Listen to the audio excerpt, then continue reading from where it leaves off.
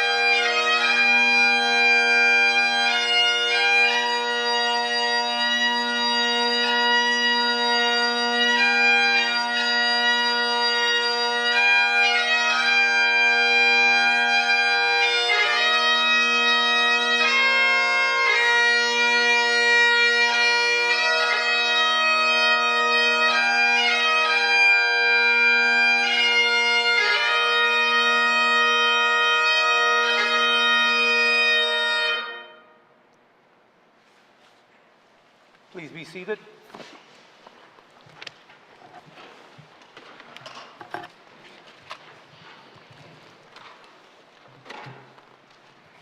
Good afternoon, colleagues.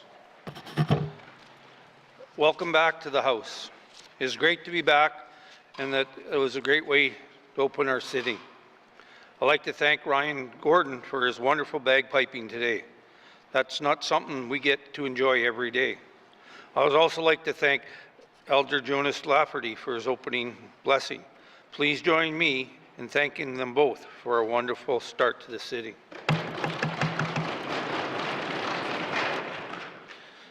I'm also pleased to welcome our pages to the Chamber. Our youth are our future, and we are fortunate to have them with us. This week, we will have pages from Yellowknife, and next week we'll also be joined by pages from Hay River and Fort Providence. I thank each of them for joining us here and hope they have a great time and the opportunity to learn from our unique form of consensus government.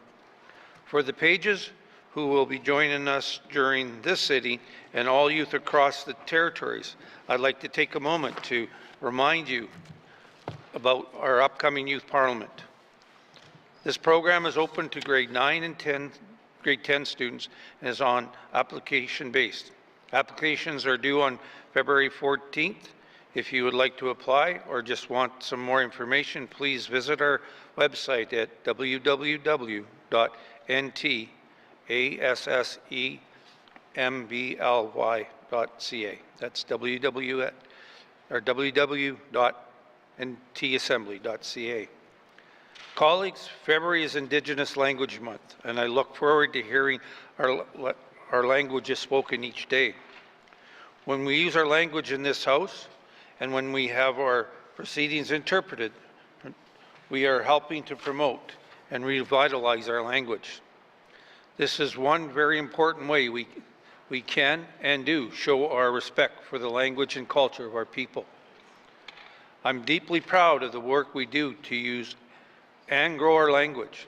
The hard work and dedication of our interpreters bring our words to life and bring our messages to residents in their language. We couldn't do it without the interpreters, and we are honored to work with such a dedicated team. Colleagues, please remember to speak slowly, clearly for our interpreters and everyone who's watching our proceedings. Please join me in thanking our interpreters and welcome them back to this assembly.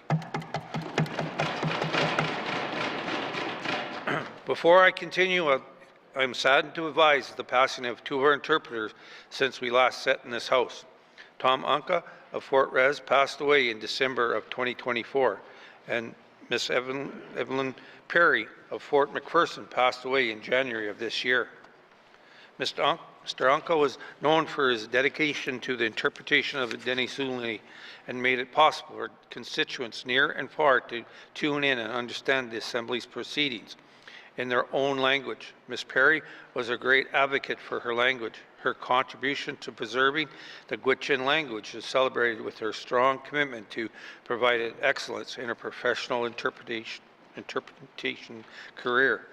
Both Mr. Anka and Ms. Perry have been instrumental in the preservation and revitalization of their language. Their passing are one of the great losses to this institution, the people of the Northwest Territories, and to friends and family. Colleagues, in recognition of their service to this Assembly and to their language culture, please join me in a moment of silence to honor Mr. Anka and Ms. Perry.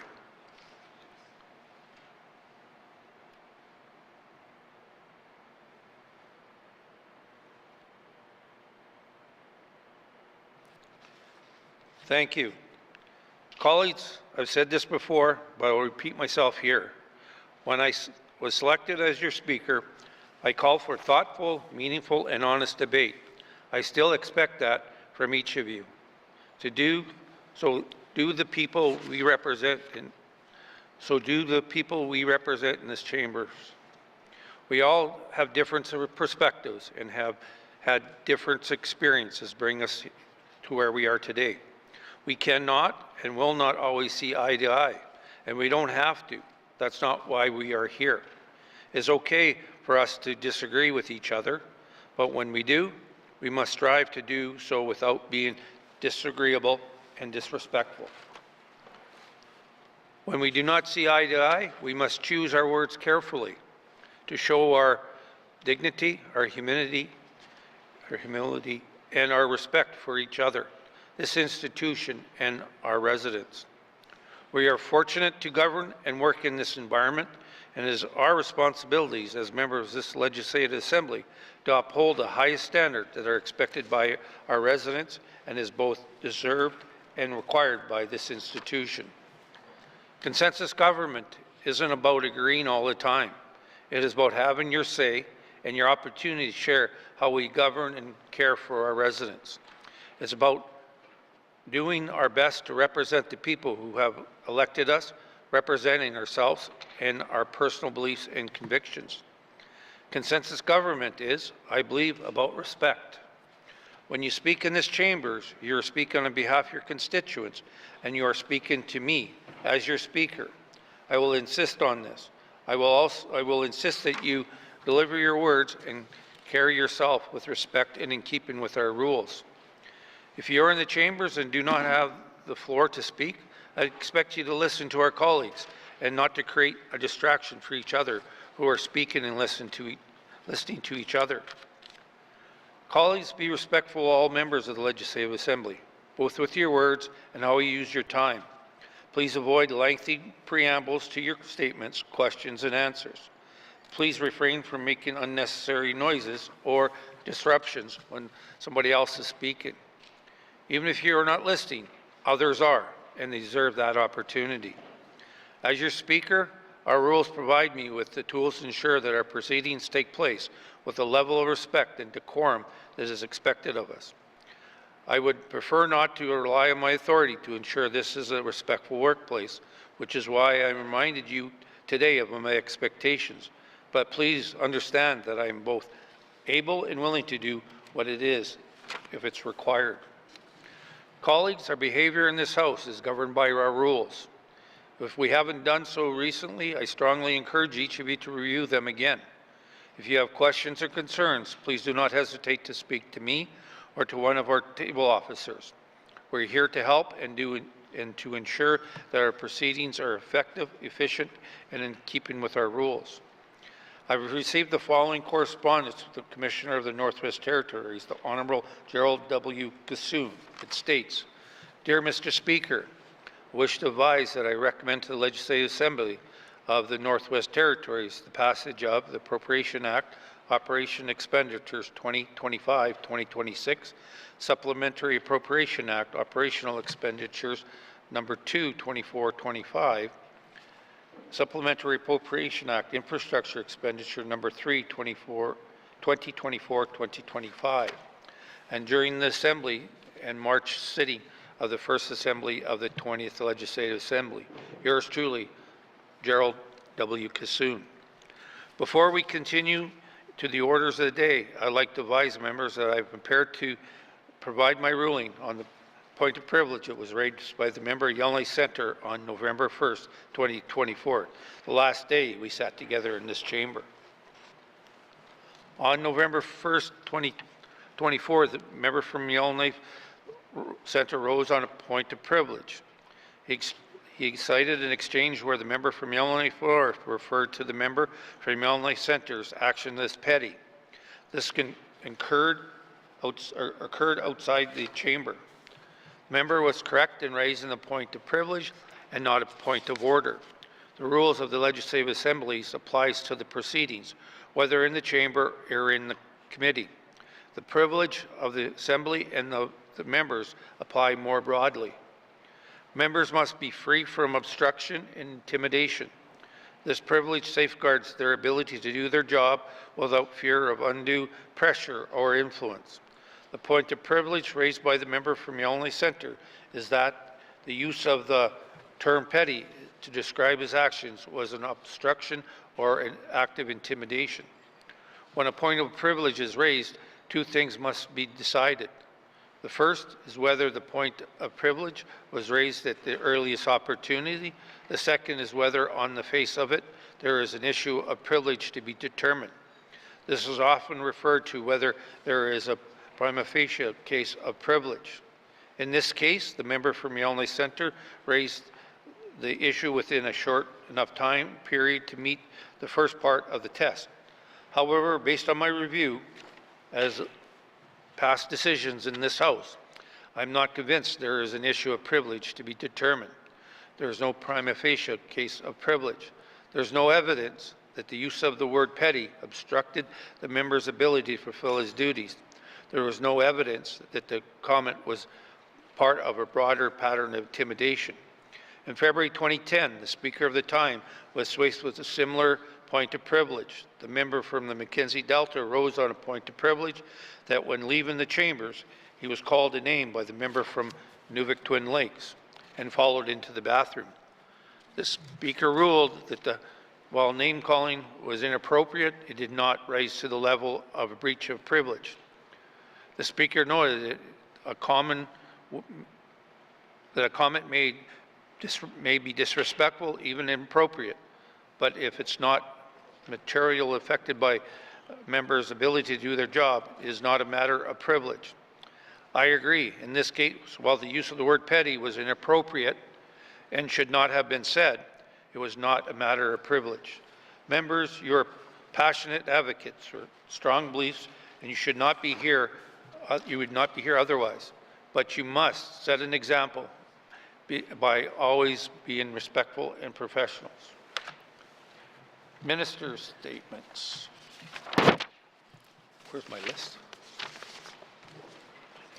Sorry. Minister statements. Minister of Finance. Mr. Speaker, I wish to advise the House I intend to deliver the budget address on Thursday, February 6, 2025. Thank you, Mr. Speaker. Thank you, Minister of Finance.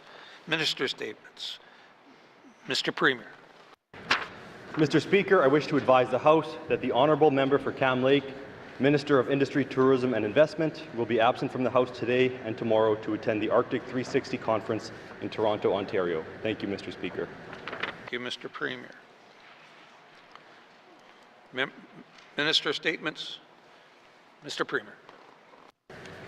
Mr. Speaker, a year ago I delivered the first sessional statement of the 20th Legislative Assembly.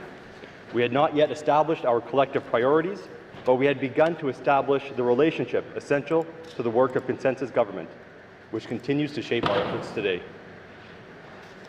When I presented my candidacy for Premier, I spoke to a vision of a thriving and prosperous NWT 50 years in the future, built through partnership and collaborative governance with Indigenous governments. This is the foundation of my hope and of the optimism and positivity I strive to bring to the office of the Premier. We are in times of great global uncertainty, but I remain resolute and absolutely certain of the promise, potential, and bright future of our land and people. Mr. Speaker, these are uncertain times, nationally and internationally, marked by challenges that not only define our present, but also shape our future that we are working to build. Yet these challenges are also opportunities for Canada and the NWT to build a stronger, more diverse economy centred on the rights and priorities of Indigenous peoples. We in the North are at the front line of asserting Canada's sovereignty through our presence and use of the land. Any plan for the Arctic must be reflective of Northerners' priorities and perspectives. This renewed national focus, reinforced by the release of Canada's Arctic foreign policy and updated defence strategy, demonstrates an appreciation for the nation-building work needed in Canada's Arctic. Mr. Speaker, the work of government continues despite the challenges before us. It is guided by the mandate of the Government of the Northwest Territories, which was developed and tabled early last year based on the priorities of this 20th Legislative Assembly. The mandate sets out the priorities and commitments for the GNWT, and these are reflected in the business plans and budgets for the upcoming fiscal year. One of the priorities we collectively set was addressing the effects of trauma. I believe this to be at the heart of the work that we must do. Individual, collective, and intergenerational trauma from colonialism and racism are behind many of the health and social challenges affecting our families and communities. The GNWT is taking steps to support healing through equitable, person-centered, anti-racist, and trauma-informed care and services. This includes the Men's Healing Fund, which supports community-led men's healing programming as a preventative approach to address family, intimate partner, and gender-based violence. 7 communities received full proposal-based funding in 24-25 to support activities including on the land, healing, trauma and addictions programming, narrative therapy intervention strategies, and intensive healing programs. Through flexible bilateral agreements with the Government of Canada, the $16 million 10-year National Action Plan to End Gender-Based Violence provided each jurisdiction with the choice to allocate funding for their respective priorities, needs, and challenges. In the NWT, more than 80% of this funding flowed directly to NWT communities. The first annual report was released in the fall of 2024. Mr. Speaker, homelessness is a complex issue, and the GNWT's homelessness strategy takes a holistic, interdepartmental approach to address homelessness.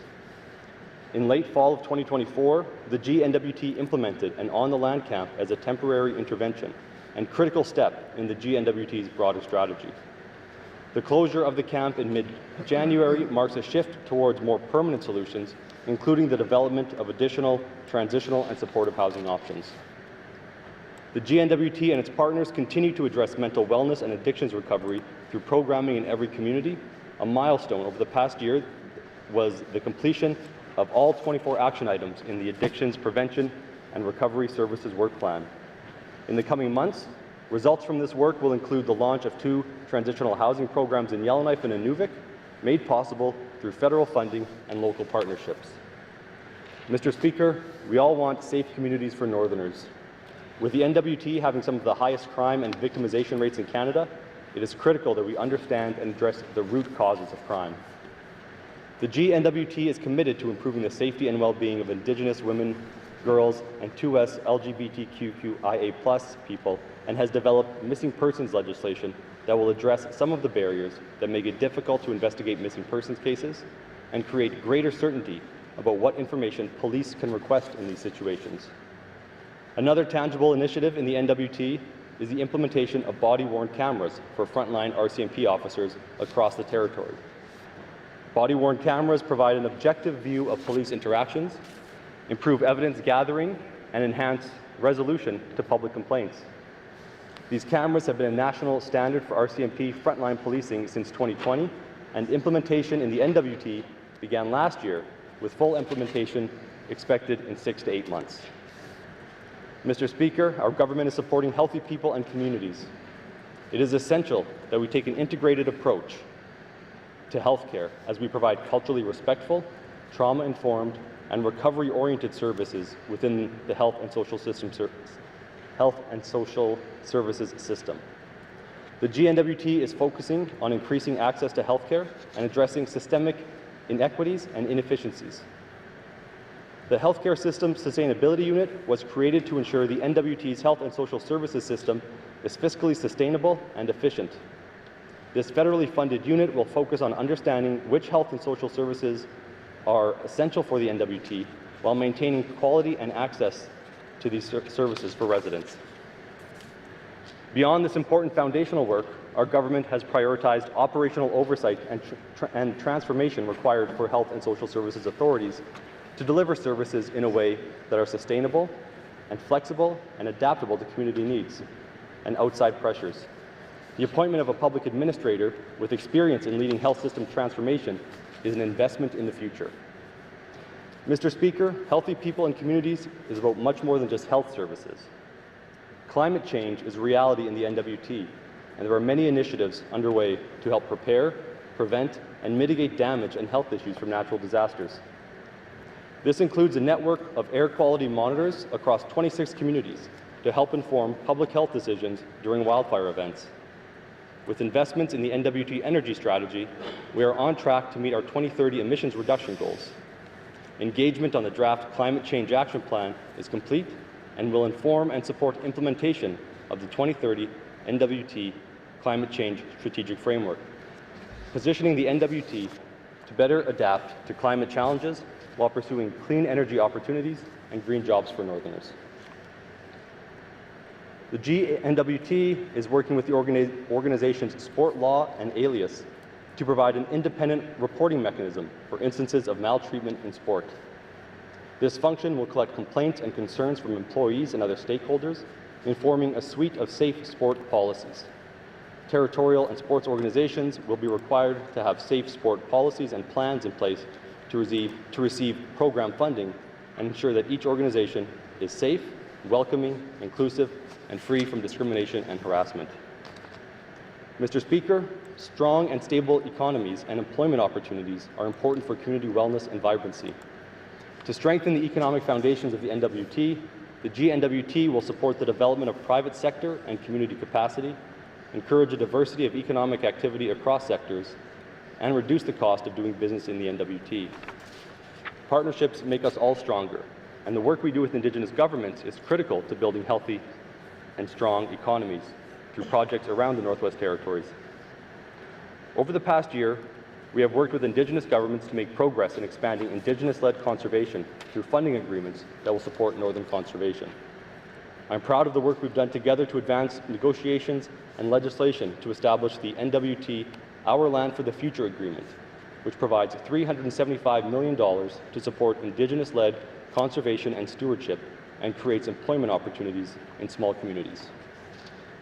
The GNWT is committed to advancing economic reconciliation through improved inclusion of Indigenous peoples in the workforce, supporting Indigenous entrepreneurship, and integrating Indigenous businesses into the procurement process.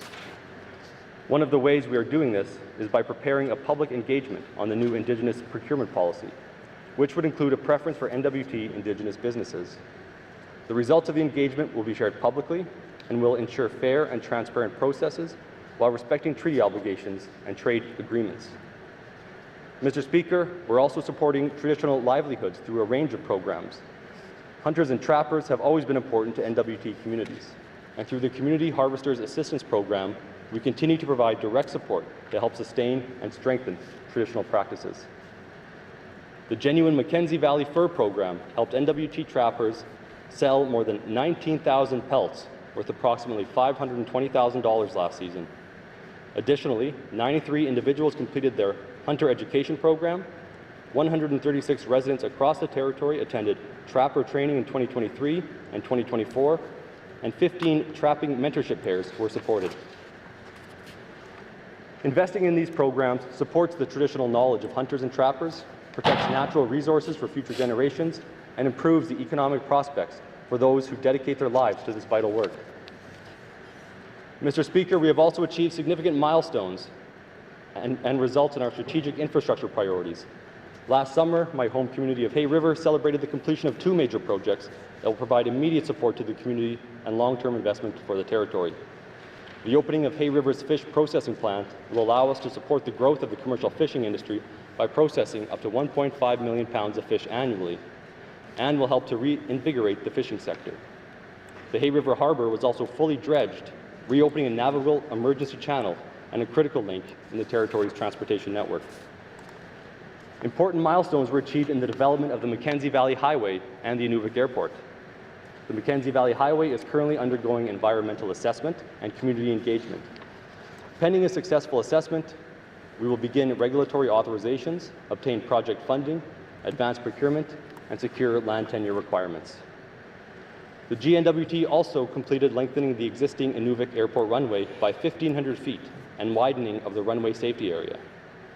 At a time when the national and global focus is on the north, it is important that the Government of Canada continue to invest in the NWT's infrastructure. We also signed 2 significant agreements this year that will create opportunities for Northerners. The first is a Memorandum of Understanding for collaboration on the advancement of economic corridors with the Government of Alberta. This MOU will help attract new jobs, drive infrastructure development, and leverage the strengths of both Alberta and the NWT. The second is the Canada Community Building Fund Renewal Agreement, which will provide approximately $94.5 million for community government capital projects over the next 5 years. Mr. Speaker, one consideration as we advance new capital projects in strategic infrastructure is how they can help mitigate and respond to climate-driven events, such as floods and fires. Following the unprecedented 2023 wildfire season, the GNWT has taken important steps to enhance our wildfire management program to best protect NWT residents and communities. An external review of the 2023 response provided 25 recommendations to improve mitigation, preparedness, and response efforts.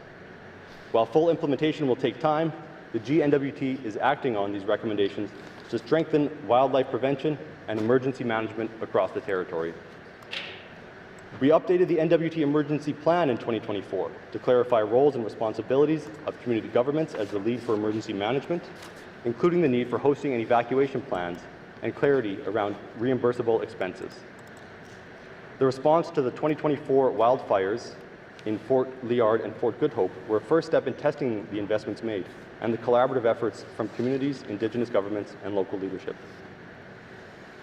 Mr. Speaker, to effectively address the territory's housing crisis and improve the suitability, accessibility, and affordability of housing options in the NWT, we must work collaboratively with Indigenous governments and Indigenous organizations, Canada, communities, and partners and stakeholders to deliver more homes for Northerners. Housing NWT is actively advancing major projects in Yellowknife, such as Aspen Apartments, a 36-unit building being modernized through multi-level government partnership focused on key building components, including a new biomass heat plant, which is expected to reduce greenhouse gas emissions and operating costs. In the coming months, additional housing units will be ready for move-in across the territory in the Mackenzie Delta, Montfouille, Nahende, the Nakput, Satu, and Tuneta-Willowday ridings, creating new housing options and more homes for Northerners. 5 new seniors duplexes are under construction in Fort McPherson, Toledo, Fort Simpson, Fort Resolution, and Betchico, and will include accessible kitchens, washrooms, and entryways, and spaces for traditional food preparation. Initiatives like these enable seniors to age in place in their communities, keeping families together. We have also signed agreements with the Tlicho government, Satu Secretariat Incorporated, Delaney Gotenay government, and most recently the Gwich'in Tribal Council to address housing needs through cooperation and respect. Homelessness is about more than just housing. The causes are complex, and our approach to addressing it must be multifaceted. Over the past year, our government has taken steps to tackle homelessness using community-led solutions. In October 2024, the GNWT committed $445,000 annually to the Métis Local 51 to support the operations of the Hay River Homeless Shelter. To help strengthen shelter operations, we provided specialized training for staff, focusing on safety, mental health support, and case management.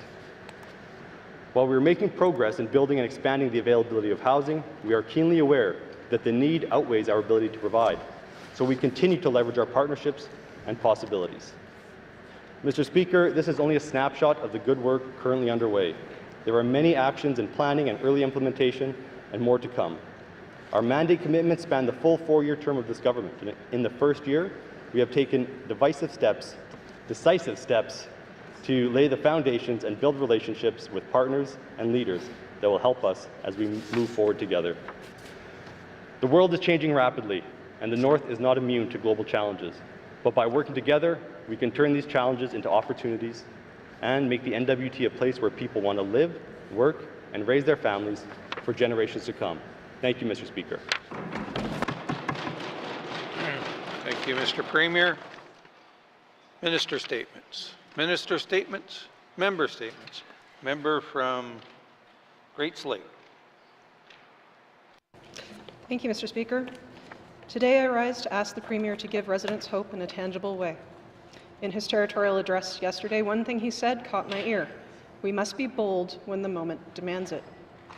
While I'm happy that we're standing strong with Team Canada, that Canadians have come together to support each other and are committed to buying local and buying Canadian, I'm still concerned. There's so much at stake. I'm watching a U.S. administration strip away protections, supports, and educational materials needed by gender-diverse Americans, low-income Americans, and tear apart funding for legislated responsibilities to provide international aid. I am watching a U.S. administration say that they will take over Gaza from the Palestinian people. These actions are creating fear and anxiety for many folks. Specifically, I want to say to the trans and non-binary people in our community and in my life that I love and support you. Shock and awe is being directed against American citizens, so much so that social media is awash with coded ways to resist. Once again, uncertainty is gripping our world. This time it isn't a pandemic, but rather oligarchs and fascism. I will not back down from calling it what it is. Any historian can draw parallels in actions between now and 90 years ago. I do not wish to fearmonger, but I have to call it what it is. What is under our influence in this Assembly is how we encourage the Premier to work for residents on behalf of Team Canada. Our territory holds vast resources, not only that of critical minerals, but also fresh water. These resources are attractive to external actors. I expect conversations far beyond my pay grade and influence are happening. And if they're not, I urge the Premier to insist conversations for smart and sustainable development and trade with respectful partners happens. The on-again, off-again tariffs have a feeling of smoke and mirrors for what is to come. We have an exceptional opportunity to strongly advocate for what the people of the territory need and what we have to offer the world. NWT Critical Minerals can power Canadian Green New Deal, creating jobs, prosperity, and clean energy for the NWT and beyond. We can demonstrate Northern resolve to reach net zero in the face of climate disasters. We can punch above our weight in so many ways. It's utterly heartbreaking to watch the news and feel powerless, but knowing that my friends in America are terrified. Focusing on real and tangible ways to untangle ourselves is a way to show real leadership, and it is a positive step. I'll have questions for the Premier. Thank you. Thank you, member from Great Slave. Colleagues, before we continue on with member statements, I'd like to recognize Mayor Frank Hope of Norman Wells. He's been the mayor since 2018, and he's done a great job, and I had the opportunity to talk to him yesterday for a little bit, and I think some of you members and cabinet ministers had the opportunity to talk with him. And continue your advocacy, Mr. Hope. Member statements. A member from Yellowknife North. Thank you, Mr. Speaker. Mr. Speaker, these days we are bombarded with news of doom and war and conflict coming from every corner of our country and the world.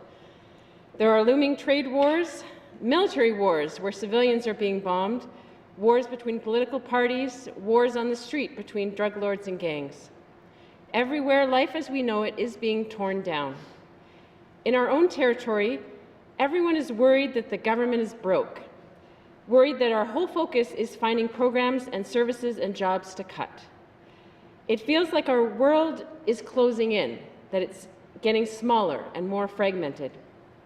And with that, our hope and our vision for the future gets smaller too. We see other communities, other leaders as competitors, even enemies. And then we start to give up on our own communities and on ourselves. Mr. Speaker, no one can thrive with that kind of mentality, and it's no way to lead a government. And I firmly believe that we don't have to operate that way, even with our current fiscal limitations. The only path forward, I'm convinced, is to build up. Yes, we need to be way more careful with our spending. And maybe some old buildings and programs do need to be torn down. But we need to be absolutely clear what better things we're replacing them with.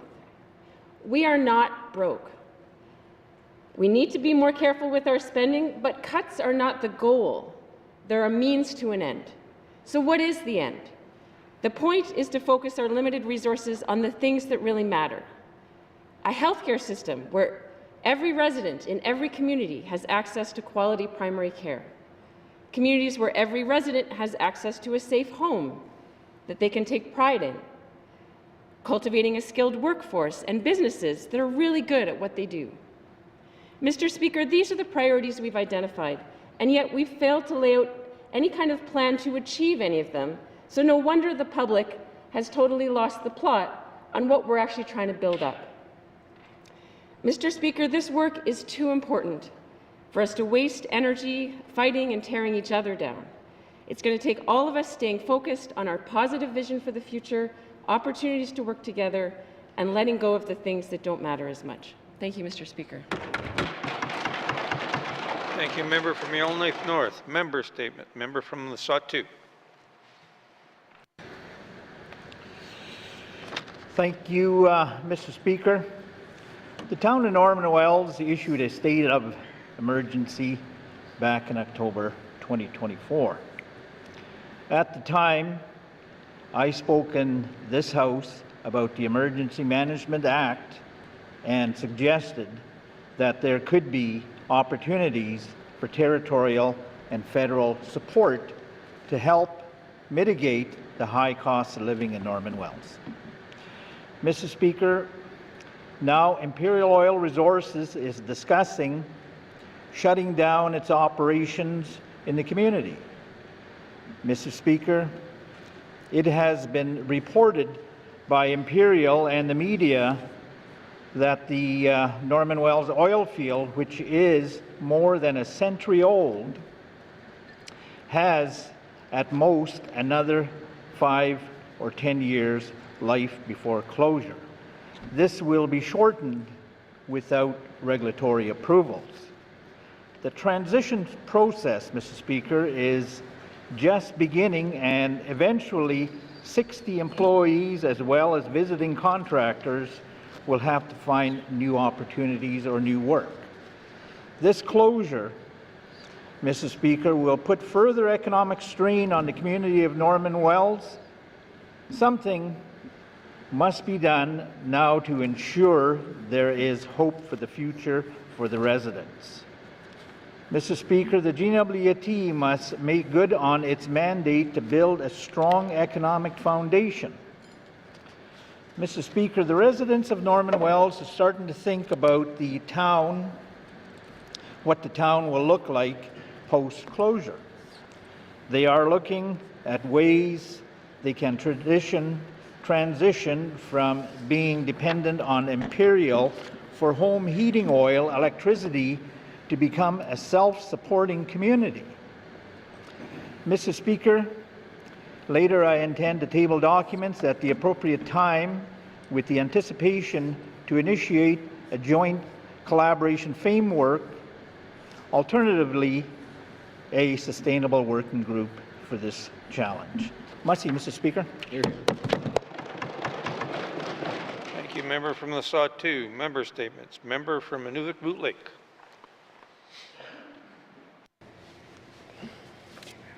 Thank you, Mr. Speaker. Mr. Speaker, I'd like to express concern over potential changes to the quarry permitting process in the Northwest Territories. As it stands, land and water boards, established under the land claim agreements, already conduct thorough screenings and consultation when reviewing land use permits and project determinations. This system has worked effectively, Mr. Speaker, for years, ensuring proper oversight while allowing projects to proceed in a timely manner. Now, Mr. Speaker, the GNWT is considering adding an additional consultation requirement at the quarry permit stage. This unnecessary step duplicates existing processes and creates delays and uncertainty for contractors, particularly when project material needs change or contracts are awarded late in the year. Mr. Speaker, in the Beaufort Delta, we only have a short summer construction season, and any added delay could mean lost work and increased costs for businesses. There's been no clear explanation as to why this change is needed. If the GNWT believes additional consultation is required, we should be looking at solutions that streamline efforts, not complicate them. A protocol agreement with the Land and Water Boards could ensure consultation obligations are met without causing project delays.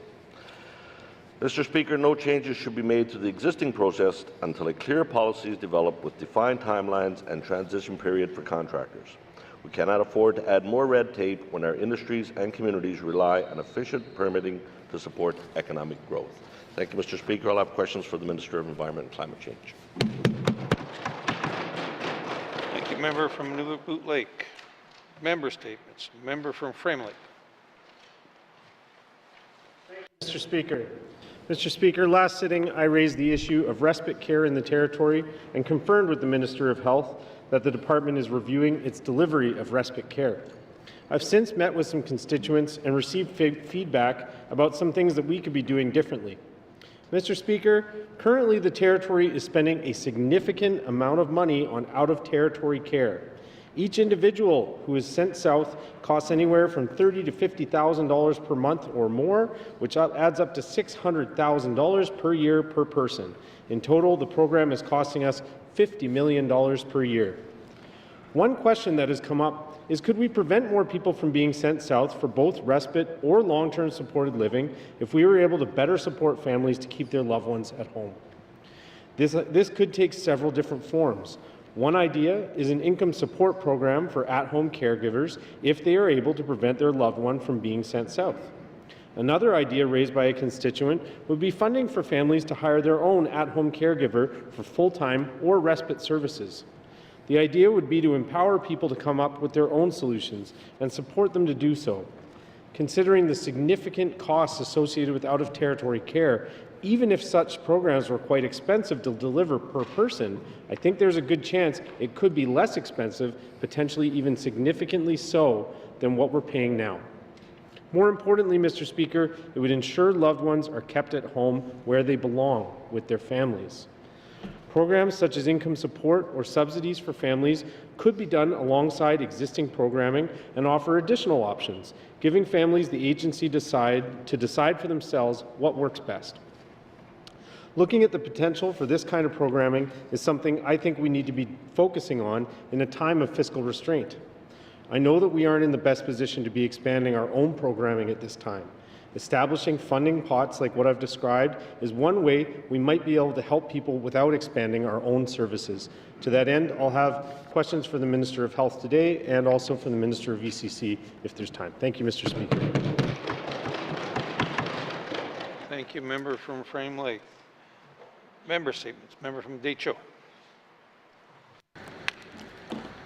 Thank you, Mr. Speaker. I would like to take the opportunity on the first day of this sitting to wish all of my constituents in the Decho a Happy New Year. To all the residents in the communities of Fort Providence, Kakisa, Enterprise, and Catlodici, I wish you all the best in 2025.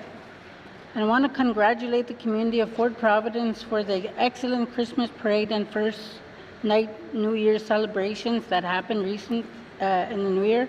These events brought people together to celebrate the holiday season and enjoy each other's company. A special thanks to Andrew Nunes, the Hamlet of Fort Providence, the Gakoti First Nations, and the dedicated team of volunteers that worked tirelessly to make this celebration a success for the community. To my colleagues here in the House, Happy New Year.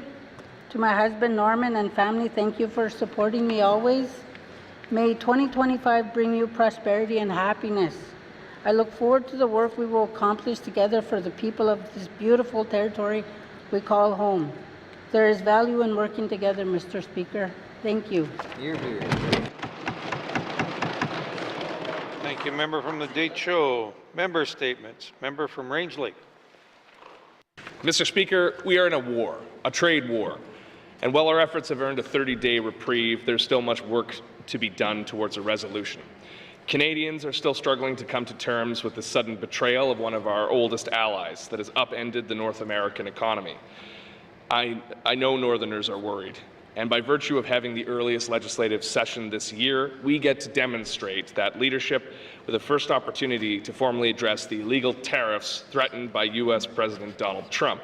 Today, let us reaffirm our commitment to upholding our sovereignty and taking all necessary action to support a Team Canada approach against the threat to our communities. Monsieur le Président, les Canadiens et Canadiennes sont fiers de savoir que notre pays est le deuxième plus grand au monde avec près de 10 millions de kilomètres carrés de superficie et pourtant 19% de la population totale de notre pays réside à moins de 250 km de la frontière américaine. En tant que résident du Nord, vivant dans les régions éloignées de l'Arctique et du subarctique, la plupart des Canadiens, et certainement la plupart des Américains, ne connaîtront de nos communautés nordiques que ce que l'on peut en voir en consultant une carte. En effet, ce sont les premiers peuples qui habitent ces terres depuis les temps immémoriaux et les colons qui les ont suivis, qui défendent la souveraineté du Canada. But, Mr. Speaker, we have always had friends and allies who have helped us in this task of keeping our communities safe and strong. Canadians and Americans have stood shoulder to shoulder for over a century, fighting in 2 world wars where the resources of the Northwest Territories played a crucial role in ending those conflicts, and thereafter to defend against the threat of the Soviet Union by building and operating the DEW line that stretched from Alaska to Nunavut. My father was a civilian contractor on the DEW line for NORAD, and our relationship with the U.S. is the reason my family is here in the Northwest Territories. Mr. Speaker, it is my hopes that none of this trade war comes to pass, and that the dumbest trade war in history ends without a shot being fired. But if there is a silver lining to an unpredictable U.S. president, it's that his irrational behavior proves that it is Canada that must invest in the Northwest Territories. We need to eliminate internal trade barriers, reduce regulatory burdens, and expand our military infrastructure with an ambitious strategy to expand development and open up new markets. To Canadians, thank you for standing up for your country and against those who would do us harm. To Americans, remember we are your friends and neighbors, not your enemies. And to Northerners, your government will see you through this crisis and keep the true North strong and free. Thank you, Mr. Speaker. Hear, hear. Thank you. Member from Range Lake. Member statements. Member from Yonge Centre. Thank you, Mr. Speaker. Mr. Speaker, with 971 days left in this Assembly, time moves along fast. But I say to this government, we need to be relentless and unapologetic for our fight for Northerners, for a better tomorrow, and certainly much better than yesterday was. Time is ticking away, Mr. Speaker. As their GDP does slip away, we need the government to take a full court press, not the wait-and-see policy we've lived with over and over and over again. Kind of a Groundhog's Day, Mr. Speaker. Mr. Speaker, we need action, boldness, commitment, Mr. Speaker, without apology. Mr. Speaker, Premier Doug Ford may not be my personal cup of tea, but no one in this country can argue he takes bold action, he believes in the economy, he believes in Ontario, and as a matter of fact, he's putting those words to fight for Canada, Mr. Speaker. We need that energy. We need a playbook just like Mr. Ford, Mr. Speaker. I should say Premier Ford. Mr. Speaker, we shouldn't be ashamed to stand our ground as Northerners, but find common ground through experience, talent, kindness, and a collective focus.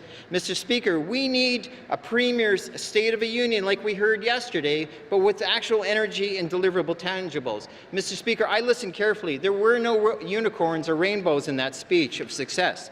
Now, my definition may be different than his, but Mr. Speaker, we're not hearing inspiration. We're hearing the bureaucracies running the show. Mr. Speaker, all members can agree in one form or another.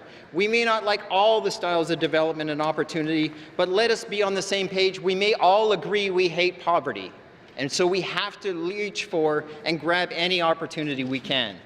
With Canada's commitment towards the 2% NATO spending, Mr. Speaker, time is ticking on that one, including the opportunities to get on board and to be part of those billions of dollars that are being invested and looked towards the future of meeting those commitments. Mr. Speaker, I say seize the day, Mr. Premier, with our national interest. Show them we will be the partner to build that Mackenzie Valley Highway for national interest. We will be the partner that will build the Bathurst Port Road all the way up to the Arctic, Mr. Speaker. We will be the partner to have airports in the NWT for those F-35s that will be here to protect our national interests, Mr. Speaker. I say to the Premier, opportunities knocking, don't miss the boat. Mr. Speaker, I finish with this. I implore the Premier to lead, seize the day, or certainly get out of the way. Thank you, Mr. Speaker. Member from Yellowknife Centre. Member statements. Member from Hay River South. Mr. Speaker, I'd like to take the opportunity to welcome back all my colleagues to the Legislative Assembly, welcome back all the staff, and welcome back all the interpreters to the Assembly. Mr. Speaker, this past weekend, Hay River hosted the territorial trials for the Montana's Briar, which, by the way, is being held February 28th to March 9th in Kelowna, BC.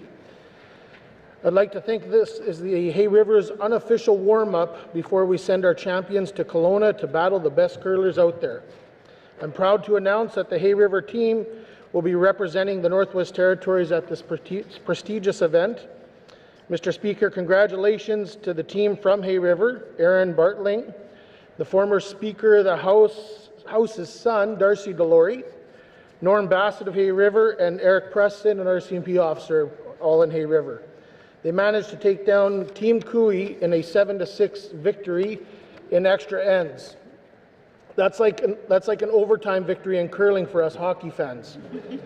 I was there, I watched it, it was pretty intense, and it came down to the last rock. I believe this is the first time in Hay River history that a team has represented the NWT at a men's Briar, and for that, it's a pretty big deal. Also, a huge shout out to the Curling Club in Hay River and the volunteers that made this event a success. Without them, this achievement would have been a little bit more difficult. Congratulations to Team Delory/Bartling, and I look forward to watching them on TV. Thank you, Mr. Speaker. Thank you. Member from Hay River South. Member statements. Good afternoon, colleagues. I'm going to advise you this is going to be a very difficult celebration of life to do. Avery Julianne Burke was born May 4th, 2018 at BC Women's Hospital to Maureen Deneron and Preston Burke. She was the third youngest of 4 siblings. She spent her first 2 years of her life in Fort Nelson, BC before moving to Sumbakay with her grandmother, Bertha Deneron. Avery loved being with her grandmother. She was a great help to her grandmother. She loved helping to do dishes, folding clothes, all the while singing away to the various songs. Her favorite music was the fiddle, especially when her sister Katrina played the fiddle. She would grab her little brother's hand and they would dance up a storm. Their smiles made the home even brighter. She was a very outdoor type of person. She loved to put up rabbit snares and chairs when she was successful. Even at a young age, she was able to remove the snares without much trouble, thanks to her grandmother's teaching. She liked to go chicken hunting with her sisters, who was a good shot. Once they got a chicken, she would get right to the task of plucking it. She would be heard saying, "We got Grandma's supper," with a big smile. Avery loved to look for animal tracks, especially in the winter. She was always curious about the various animals, their tracks, and asked tons of questions about them and their home.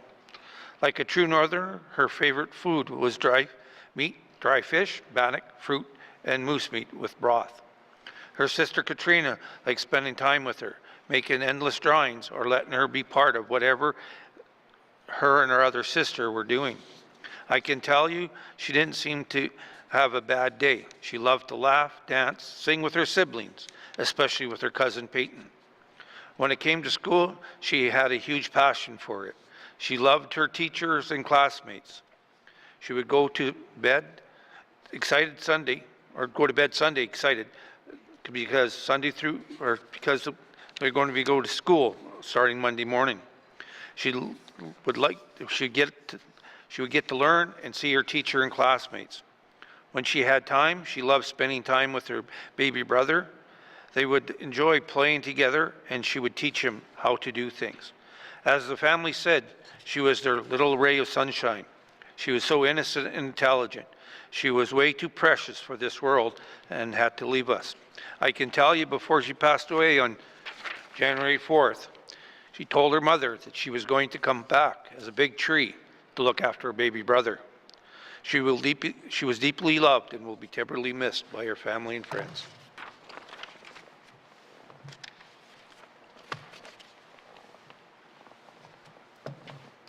Member statements. Member statements.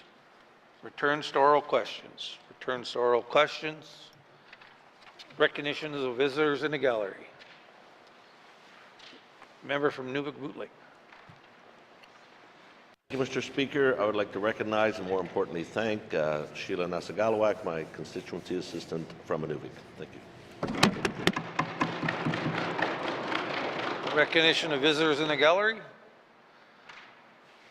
Seeing nobody else recognizing visitors, for the others that are here, thank you very much for allowing us to be in your home, and welcome to our proceedings. It's great to have visitors here at this time. Recognition of visitors in the gallery. Acknowledgements. Acknowledgements. Oral questions. Member from Range Lake. Range Lake, sorry. Thank you, Mr. Speaker. Mr. Speaker, I want to commend the Premier for his team, for being part of the Team Canada response to the U.S. tariff threat, and I'd like to ask today what the status of that approach is. Where are Canada's premiers and the Prime Minister on ensuring that we can overcome this challenge to our economic sovereignty in the next 30 days? Thank you, Mr. Speaker. Thank you, member from Range Lake. Mr. Premier. Thank you, Mr. Speaker, and I'm sure everyone has heard that the Prime Minister spoke with President Trump yesterday, I believe it was Monday. They had a discussion, and President Trump said that he was going to delay the implementation of the tariffs by 30 days, and so that's where we are right now.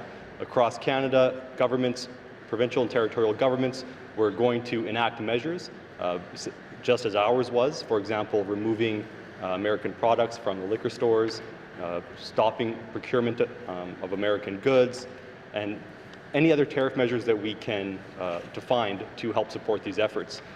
We've paused those efforts, as I believe most jurisdictions have, but we haven't stopped preparing. So we're continuing to prepare, continuing to examine what other non-tariff options that we have and how we can better support Team Canada. I had a call today with the Prime Minister and all of the premiers.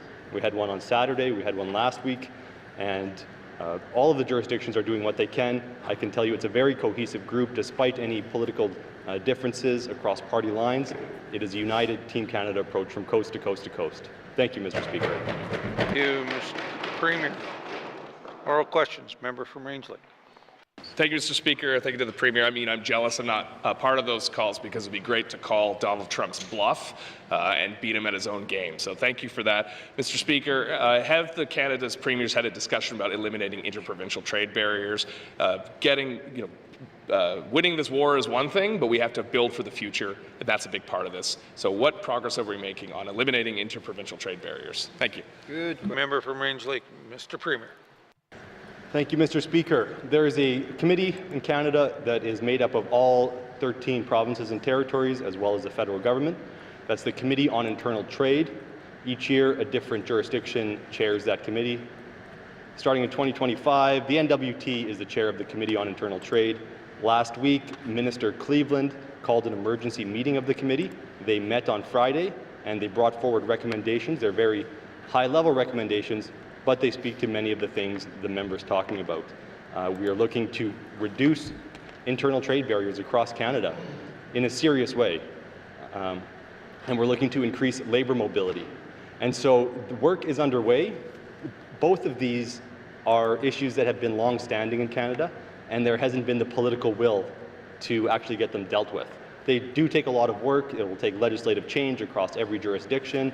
It'll take some jurisdictions giving up a sacred cow that they just don't want to. But if there ever was a political will to make that work happen, now is the time. And if we do that, even if we cut our trade barriers by half, we're going to see an impact on our Canada-wide GDP. And so it's a real effort to make real change in Canada, and I'm very hopeful that we're going to see that change soon. Thank you, Mr. Speaker. Member from Range Lake. Thank you, Mr. Speaker.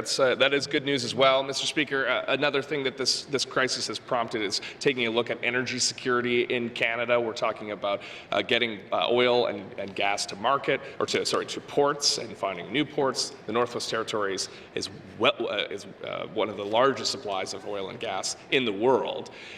Can the Premier tell us if he is pursuing that opportunity, and how we are going to unlock this resource to benefit not only Canada's security, but northern security as well? Thank you. Thank you, member from Range Lake.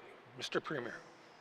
Thank you, Mr. Speaker, and probably a question more suited for the industry minister, because I know that work has been going on in this area, especially up in the Beaufort Delta region, and there's a lot of hope about what that could bring. The resource that we have right now that a lot of the world's attention is on is critical minerals.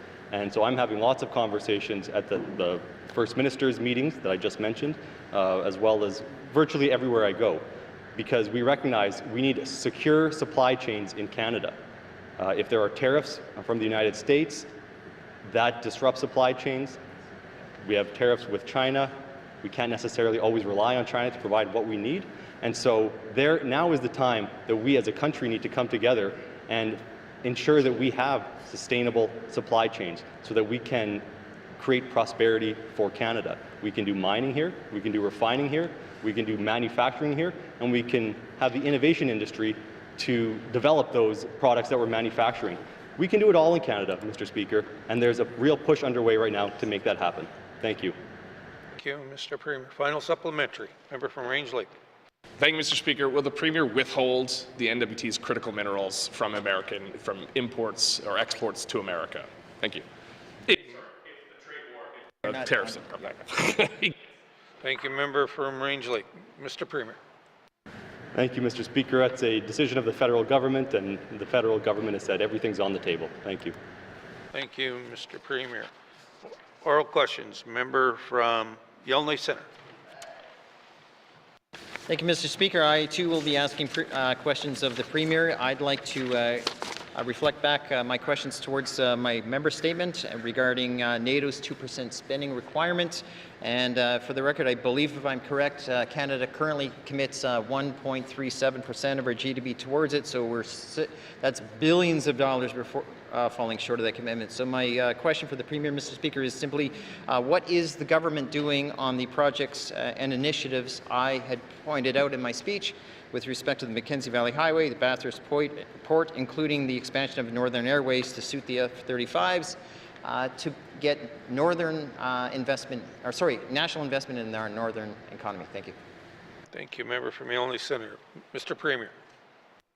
Thank you, Mr. Speaker. So an update on F-35 facilities, the Mackenzie Valley Highway, and the Bathurst Port. So that's quite a bit of information. I don't think I can get it all to the minister here, but I've met with the Minister of National Defence, the Minister of Foreign Affairs, the Prime Minister, the Minister of Northern Affairs, and these are what the topics that we talk about.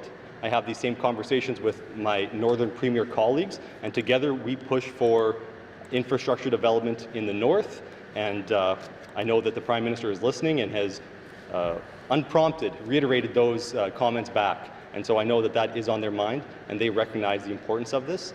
And so we are always pushing these projects. I'll leave it there. I won't get too far into the details of where we are with these projects, timelines, and things like that. Probably better suited for a different minister. Thank you, Mr. Speaker.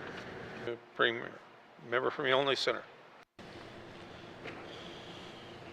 Mr. Speaker, listening is great, but it doesn't put food on the table. It doesn't put gas in the car, it doesn't buy Christmas presents, etc., Mr. Speaker. So I'm going to ask the Premier, what type of campaign is the territorial government doing through his Department of Executive to launch and suggest this is the best investment opportunity for the North, but it's also the best investment for them to help meet their 2% requirements? Thank you. Member from Yellowknife Centre. Mr. Premier. Thank you, Mr. Speaker. As I said earlier, the eyes of the world are on the North now. and the discussions about Arctic security and defense have taken up an inordinate amount of my time. I can say I did not expect this when I became the Premier of the Northwest Territories. I'd be having these national discussions and international discussions, but the fact is we are. And so what I can do from my end as a politician is talk to the politicians who are making decisions about what we need for infrastructure. And so we have provided detailed information to the federal government about the types of projects that we want to advance. When it comes to military installations, that's federal government jurisdiction, but I've told the federal government we need to work with them on those. We need to ensure that any military facilities in the north provide benefits to the north, and that the Indigenous governments on whose land those facilities are need to be part of those discussions. Thank you, Mr. Speaker. Thank you, Mr. Premier. Member for Milne Centre. Mr. Speaker, I'm asking the Premier what type of proactive, aggressive campaign are we selling? When the territorial government went so far as building the Inuvik-Tuktoyaktuk Highway, it wasn't just cap in hand saying, we'll wait till they do this. Mr. Speaker, I'm asking the Premier, is he willing to look at either striking a formal committee to get members, including Cabinet, to work on an aggressive campaign to sell these types of initiatives? Because if we sit here and do nothing, that's exactly what we'll get. Being polite, but we'll be overlooked. Thank you. Member for Milne Centre. Mr. Premier. Thank you, Mr. Speaker. There is a team to sell these projects to the federal government. It's your Executive Council, it's Cabinet, and we do it every single day. Thank you, Mr. Speaker. Thank you, Mr. Premier. Final supplementary. Member for Milne Centre. Well, first of all, Mr. Speaker, this is the first time I've heard of this Cabinet team that's been selling this. I've not seen in 1 year any result of that. Hence, I'll ask the question, would the Premier be willing to form a working group with some regular members so we can help push this initiative collectively and territorially so we don't miss this billion-dollar opportunity? Thank you. For Milne Centre. Mr. Premier. Thank you, Mr. Speaker. If the member wants to put a framework around this amorphous idea of pushing for billion-dollar opportunities, I'd be happy to have a look at that and consider how we can use that, but I'm not going to spearhead the member's initiative. Thank you, Mr. Speaker. Thank you. Thank you, Mr. Premier. Oral questions. Member from Sawtooth.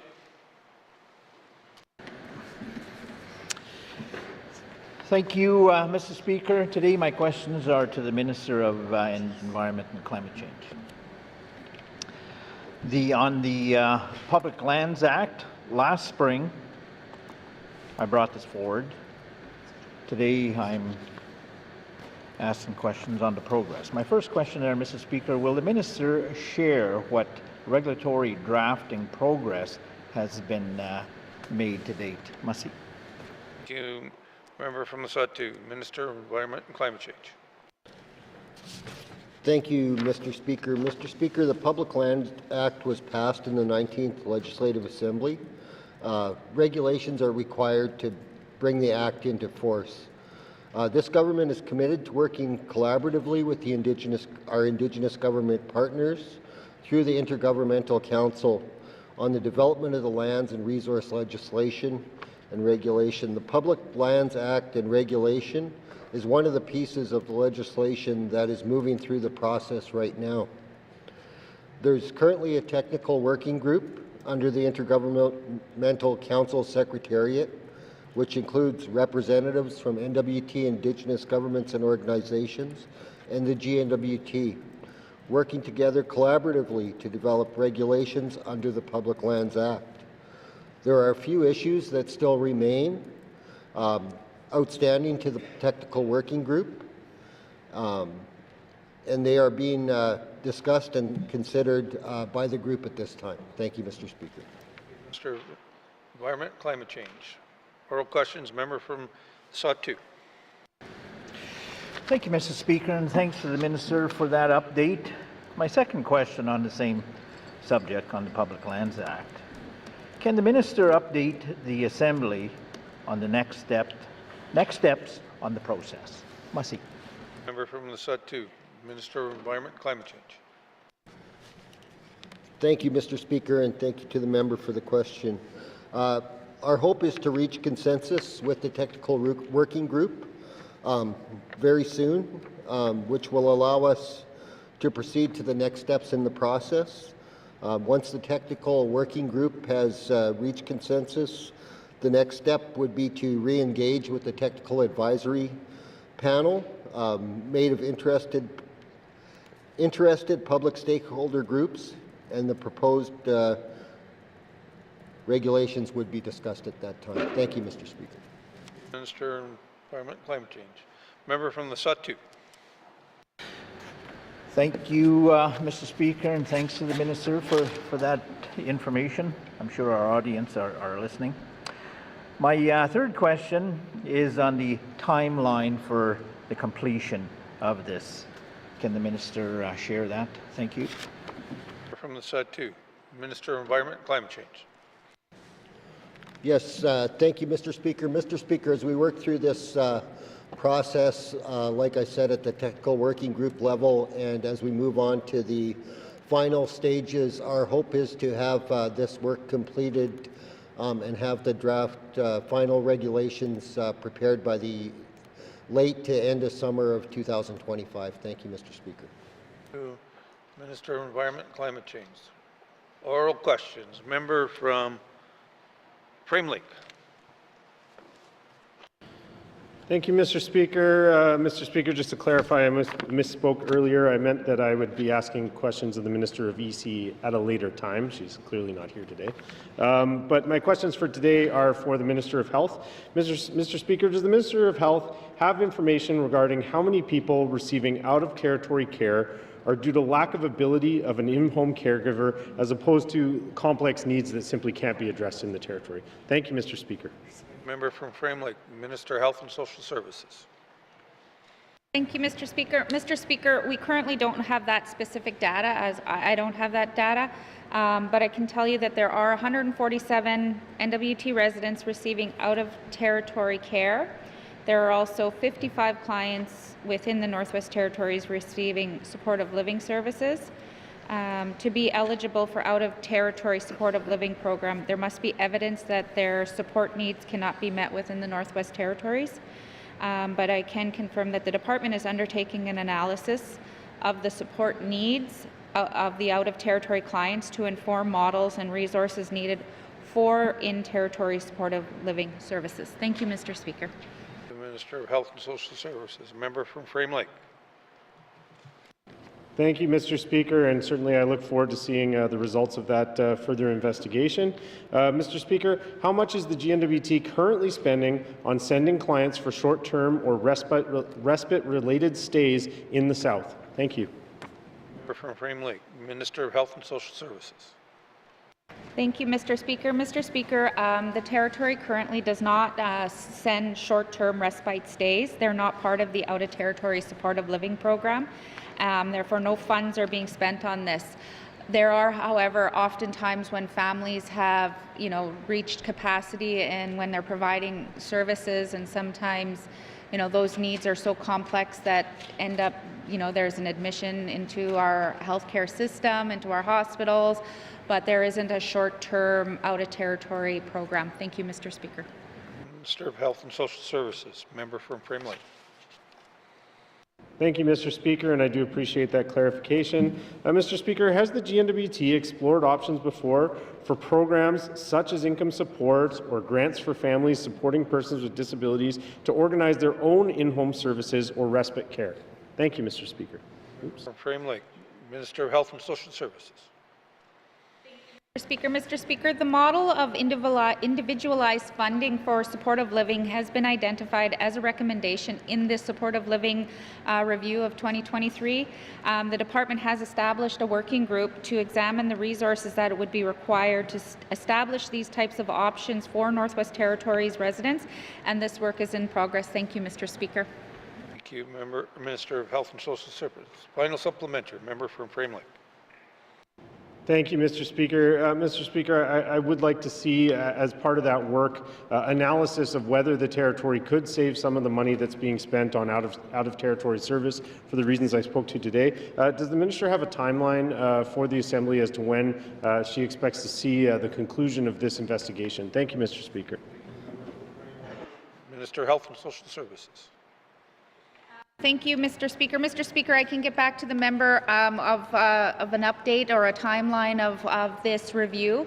I would like to, however, say that a lot of the things that were in the review, the supportive living review of 2023, those that have been able to be completed internally, and so this review is some of the stuff that's being done internally to analyze those clients that are out of territory, bringing them back if they're what that might look like. But again, that many of the things that haven't, the recommendations that have been accepted of this report also need funding to go along to implement. So thank you, Mr. Speaker. Thank you, Minister of Health and Social Services. Oral questions. Member for Yellowknife North. Thank you, Mr. Speaker. My questions today are for the Minister of Health and Social Services. So one of this Assembly's priorities is improving access to primary care. Just so everyone's clear, primary care is the first place people go for health advice and care, whether that's a community health centre or a family doctor.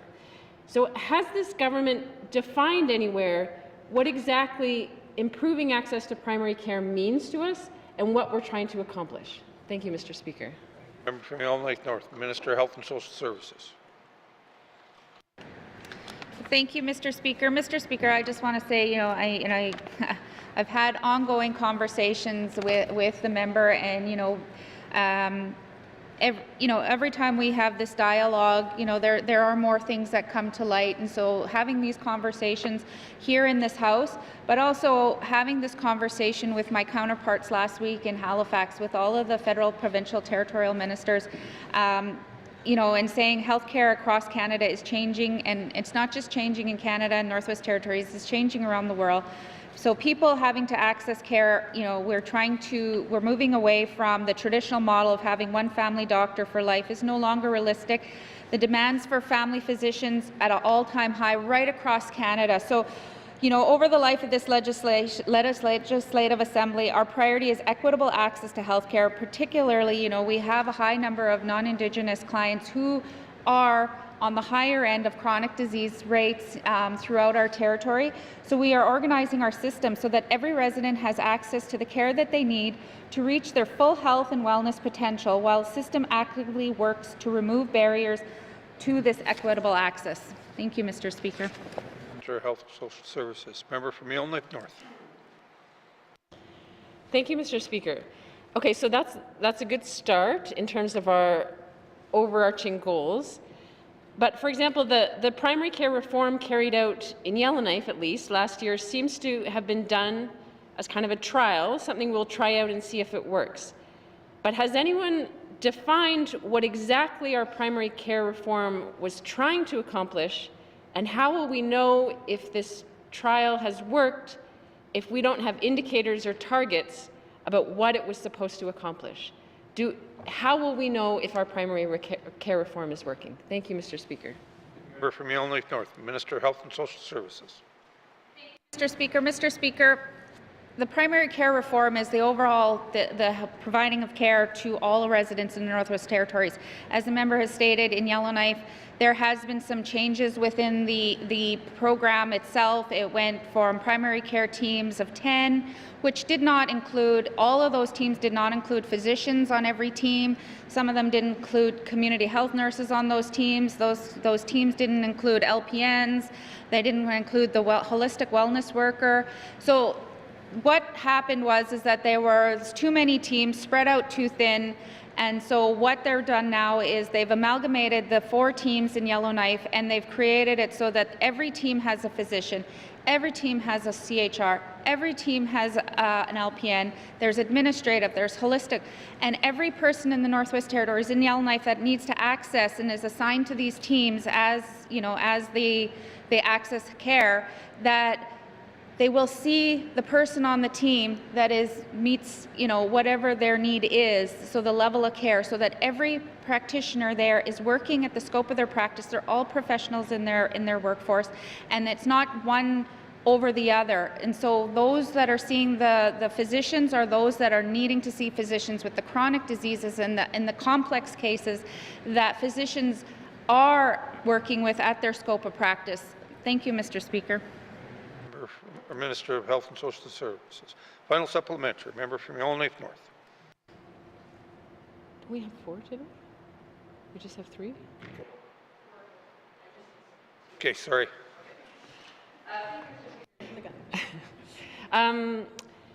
So, do we have a way of checking in after a year or 2 years with patients in Yellowknife to see if what the minister described has actually happened, whether people are able to access the right practitioner at the right scope?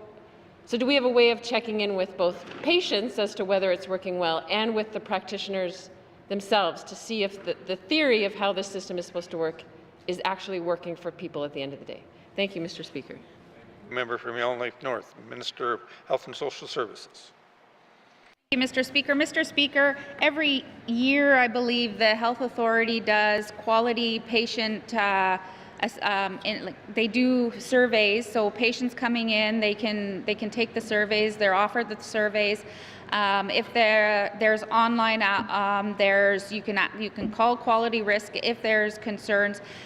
One of the things that we have to take into consideration when we're measuring all of the programs in health, we measure them with our outcomes, and so when we have our statistics through CIHI, like we can see whether or not our chronic diseases are increasing or decreasing, the access to physician care, we get those updates, but to have that specific detail that the member is asking for, I can bring that back to NTHSSA to see what internally that they are doing to audit the changes in their system, and I can commit to bringing that back to the members for their review. Thank you. Minister of Health and Social Services. I'll try this again. Member from Yellowknife North, final supplementary. Thank you, Mr. Speaker. So, as the minister alluded to earlier, we need to always remember that primary care is happening in every community health centre across the territory. So how has our primary care reform that's taken place taken into consideration how community health centre operations will be impacted, or where the opportunities are for better supports and connections between doctors and practitioners in regional centres and the community health nurses in small communities? How has that been part of the reform process? Thank you, Mr. Speaker. From Yellowknife North, Minister of Health and Social Services. Thank you, Mr. Speaker, and I'm glad that the member asked this question, because this piece here is near and dear to my heart, and this is what the direction that was given to the department as part of this is reviewing our staffing models in our health centres, and not just our centres that currently have nurses, but all health centres across the territory. We have 9 communities that have no, they have a CHR, and if we're lucky, they have a home support worker in those communities. We need to be looking at, the incidence of how much, times these clients are having to travel to access services, and what the cost is of bringing those services closer. So this review of going on across right now with our nursing leadership is reviewing our model of care in our health centres, which will identify, the need, because in the past we were working on a federal model, and many of the nurses were put into these health centres, were given housing, were giving, and this is the model we're currently working on. And over the years we've tweaked it, and we've added in home support workers to support, but we need to take a real look at the needs of our small communities and making sure that they're getting the preventative support services that they're needing, so that their emergency services are that's not all that they're dealing with.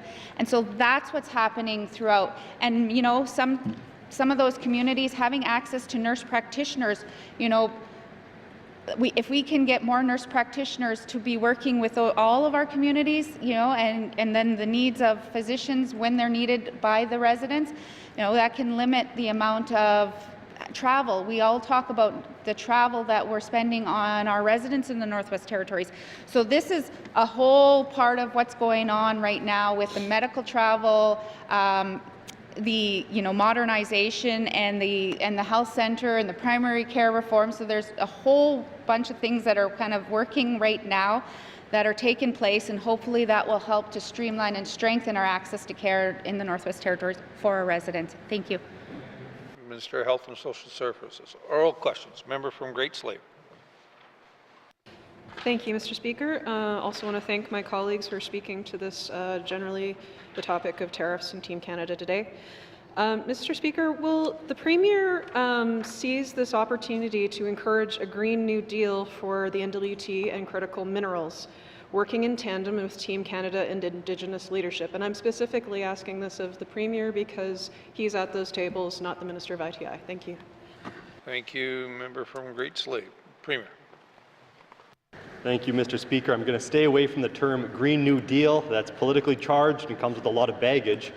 But I am working to drum up investment in critical minerals, explain the importance of critical minerals to the rest of Canada, and let them know what we have here in the Northwest Territories.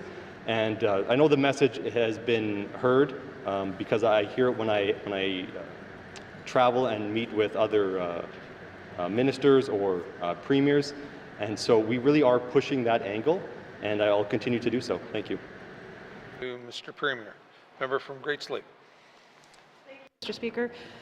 Mr. Speaker, there's a real opportunity here to not only be punching above our weight, as I said in my statement, but also to show leadership in the availability of critical minerals in our territory.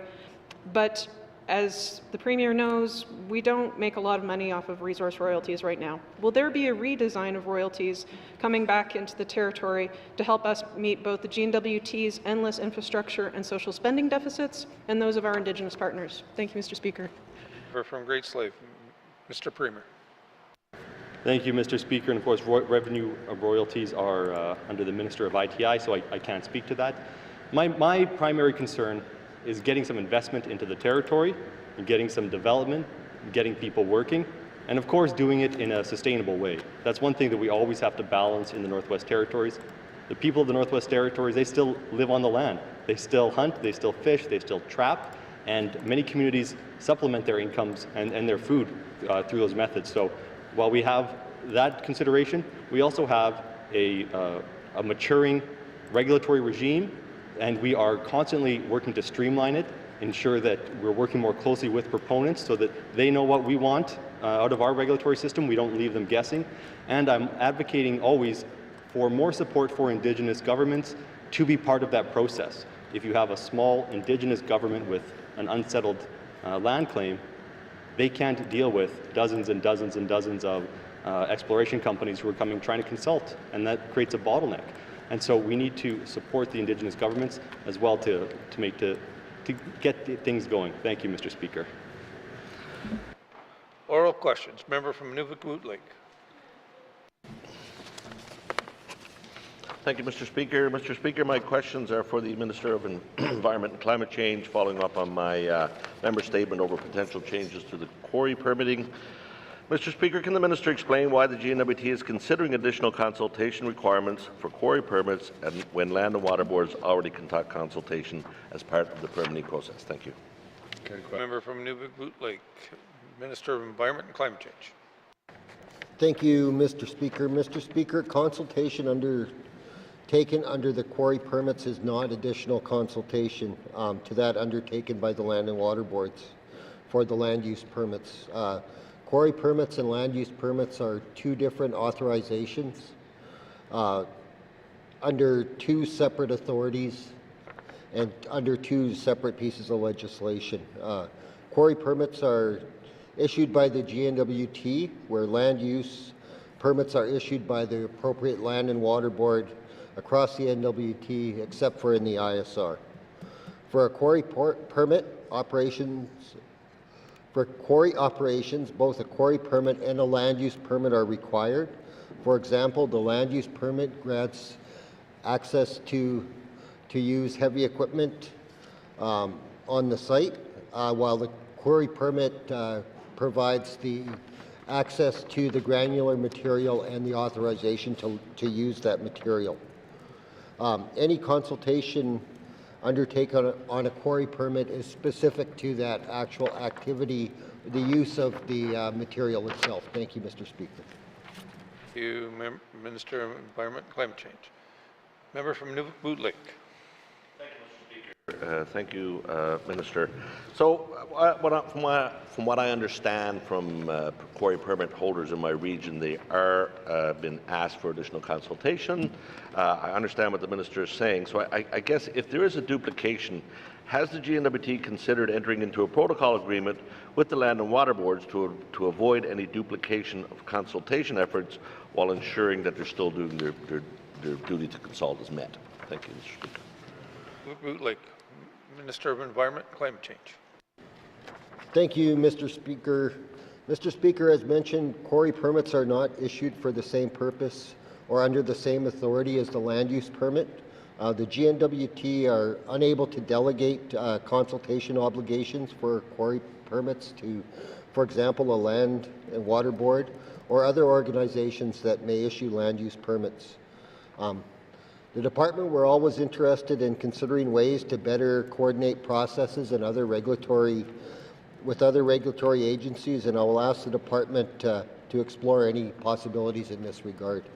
Thank you, Mr. Speaker. Thank you, Minister of Environment and Climate Change. Member from Nunavut Bootlick. So, Mr. Speaker, I guess my question is simple then. Has the department or is the department looking at any potential changes to the quarry permitting process, or is it the same now as it was last year and will be the same again next year? Thank you. From Nunavut Bootlick, Minister of Environment and Climate Change. Thank you, Mr. Speaker. Mr. Speaker, the department continues to use the same processes as it has in the past. We remain committed to working with industry, stakeholders, navigating the quarry permit application process to better communicate clearly with industry as well as the other people in the territory how this whole process works. And I'll commit today to work with the member. I understand that there's a specific issue in his constituency that he would like addressed, so I'll stand here today and commit to following up with the member to better understand the issue and the details and see what we can do to alleviate that. Thank you, Mr. Speaker. Minister of Environment and Climate Change. Final supplementary. Member from Nunavut Bootlick. Speaker, and thank you, Minister. And yes, and I appreciate that. And the Minister, I will say, has always been willing to work with me in the Beaufort Delta when I do have concerns around this. Just one final question, and maybe a yes or no answer then. I wasn't sure if it was answered in the last one, Mr. Speaker. Are there any proposed changes to the quarry permitting process being potentially looked at by the government? Thank you. From Nunavut Bootlick, Minister of Environment and Climate Change. Thank you, Mr. Speaker. Mr. Speaker, no, there are no current changes being considered. Thank you, Mr. Speaker. Minister of Environment and Climate Change. Oral questions. Member from Range Lake.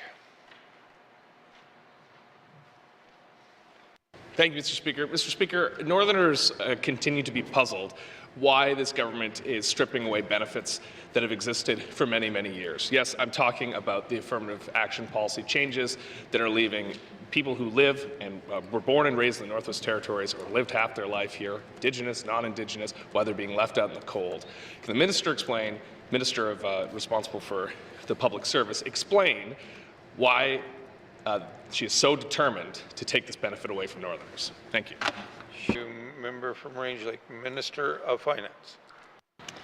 Thank you, Mr. Speaker. Mr. Speaker, we're not looking to take away benefits from Northerners. Firstly, the definition under the affirmative action policy isn't always what people think it is. You can be born in the Northwest Territories and move to anywhere else in Canada. You are still going to be benefiting as a P1. So it's not necessarily as simple as all that. And yet that reality has been on the books for 35 years. So there's lots of folks who come up to the north, who live in the north, who are not P1s. In fact, they have no category or status whatsoever. There's folks who may live across the border from the Northwest Territories, Smith's Landing or in Nunavut, also have no status under our human resources policy whatsoever. There's a lot of problems with what we have, and we want to get to a place where we are using an evidence-based approach to our policies, that we're trying to figure out what it is that we're trying to solve. And in this case, looking at evidence, Mr. Speaker, we have a population that we serve that's 50% Indigenous. They make up 28 to 30% of the public service. They have an unemployment rate of 14%. This is a problem that we need to solve. It's high time we solved it, and that's what we're trying to do. Thank you, Mr. Speaker. Mr. Finance, member from Range Lake. Thank you, Mr. Speaker. Mr. Speaker, I agree the public service should be representative of the people it serves. How is encouraging more Southern Indigenous people to work for the public service representative of the Northwest Territories? Thank you. Thank you, member from Range Lake. Minister of Finance. Thank you, Mr. Speaker. Mr. Speaker, there's not been a time that I've suggested that what we're trying to do is encouraging the southern, a whole host of folks from the southern parts of Canada to come to the Northwest Territories. I'd be actually quite interested to see if there was suddenly a lineup at the border of folks wanting to come for the public service here. Might be suggestive of this being a very positive place to come and work. And Mr. Speaker, our population has been stagnant for 20 years. Right now, over the last 4 years, the average population growth for the Northwest Territories is at the absolute bottom of Canada. And what we have done, and why we tried to make change that we did earlier or initially, opening this to Indigenous persons, there are many Indigenous people in the Northwest Territories who may not be members of groups who are within this boundary, who are members, for example, of the Council of Leaders, and we were trying to simply reflect that reality here. Mr. Speaker, I was happy to take this back to Cabinet and suggest that we re-examine that. Obviously, our relationships with Indigenous governments here are very important to us, but at no time, Mr. Speaker, was there an expectation that we'd suddenly see an influx of folks. This always has been about ensuring that the people who are in the North, and specifically the Indigenous people in the North, would receive some form of priority in our hiring. Thank you. Minister of Finance, member from Range Lake. Thank you, Mr. Speaker. So how has the policy changed, Mr. Speaker? The minister spoke of bringing it back to the Council of Leaders. Has the policy changed since what members have been told? Thank you. Member from Range Lake, Minister of Finance. Thank you, Mr. Speaker. So, Mr. Speaker, when this first went out a year ago, or about 2023 rather, for rounds of consultation, the proposal was to do an approach where we would have First Nations, Inuit, Métis persons, or members or descendants from groups within the Northwest Territories boundaries as a first priority, and all Indigenous Canadians second priority. As I said, there are a number of people within the Northwest Territories, Indigenous, who part of that process and said, look, this doesn't capture me, please can we be more inclusive?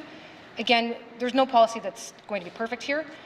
So we went with the one version. Obviously, the last several weeks have suggested that that was not a version that the majority of residents or the MLAs wanted to see. So we have gone back, and I've had Cabinet suggest that we revisit that original definition, go back to the idea of having Indigenous Canadians, but with first priority to those with membership or who are descendants of the Northwest Territories. I am saying this as a proposal because, again, I had hoped that rather than making a decision, that I'd have an opportunity to take that to my MLA colleagues before bringing it back to Cabinet for a final decision. We are looking to maintain our April 1st change date. A lot of work's gone into the change management of this process, and I'm hopeful we'll make it. Thank you. Mr. of Finance, final supplementary, member from Range Lake. Thank you, Mr. Speaker. Then I would suggest bringing it to committee before you bring it to the media. That's just a tip for the minister. Mr. Speaker, I appreciate that Indigenous people will be better represented by this change potentially. I think we still need to have conversations about it. But what about Black, brown people, women, people with disabilities, people who are covered by the ONIF policy? Is the minister taking DEI on the anti-DEI train that Donald Trump is on, or are we just leaving these people out in the cold too? The old policy covered this. It was around diversity, around ensuring no one was left behind. The assumption that P2s are all white people of privilege is a false assumption. So what is the minister doing to ensure that other minority populations in the Northwest Territories are being protected by our hiring policies? Thank you. Member from Range Lake, Minister of Finance. Mr. Speaker, I mean, take a look at Hansard and decide whether or not a comparison between myself and Minister Trump or Mr. Trump warrants some further procedural question. I'm going to leave it alone for the moment, and I can, as I said, look back at Hansard and can make that consideration in due course. Mr. Speaker, I certainly did attempt to take this back to committee. I actually was able to arrange an opportunity to meet with committee, but the committee declined to meet with me, and then because of all the things that had gone to the media, including confidential letters marked from my office to committee, I had an inundation of requests to speak to the media. I have done my best to try to indicate that this was still something under consideration in those interviews. And Mr. Speaker, with respect to other members of the population of the Northwest Territories, again, we want the Northwest Territories Public Service to be inclusive and diverse. This is one piece of a much bigger puzzle that we're trying to solve here to make this a better workforce. There's a number of different initiatives underway, including not least of which is the Diversity and Inclusion Framework, which is fairly new. It has rolled out, it is being implemented, and Mr. Speaker, the idea here is to get at the root of actually understanding when there is bias in a workplace, when there's maybe unconscious bias, ensuring that our workplaces are ones that are welcoming, diverse, acceptable, that persons can go and work there without and feel welcome when they are there. And Mr. Speaker, we are most certainly committed to that as a policy of the Northwest Territories government. Thank you. Minister of Finance. Oral questions. Member from Yonley Centre. Thank you, Mr. Speaker. Mr. Speaker, I want to follow up on a question I had asked the Minister of Housing some time ago. I had written her an email about naming one of the downtown buildings, the Whitford Building. I again brought it up in October, asking about that. I talked about the policy, non-policy constraints, other than the fact that she wanted to say there's a process. Frankly, the minister is in charge of this process, can present to cabinet. We have not just one building that's established, but we also have two more buildings coming on stream in the near future. Would the minister be willing to name one of the three buildings, whether it's the new housing building, whether it's the Whitford Healing Center for the new shelter, or even the downtown Barrier Free building after Mr. Tony Whitford, who's honored this territory for decades? Thank you, Mr. Speaker. The member from Yonley Centre. Minister, Housing NT. Thank you, Mr. Speaker. Mr. Speaker, in my discussions with Housing NWT, we are continuing to look at this, examine if naming buildings throughout the Northwest Territories for people that have done great service for the Northwest Territories, like Mr. Whitford, is appropriate. We continue to examine that because, again, we work with our leadership across the North, including the Council of Leaders, so things need to be examined carefully before announcements are made. Thank you, Mr. Speaker. Minister from Housing NWT. Member from Yonley Centre. Mr. Speaker, we have a lot of buildings. I'm not here to go through them all. Maybe we didn't name the Legislative Assembly, but we have the Joe Toby building, we have the Arthur Lang building, etc., etc. We even had the Jan Sterling building, and she was alive at the time it was named in her honor.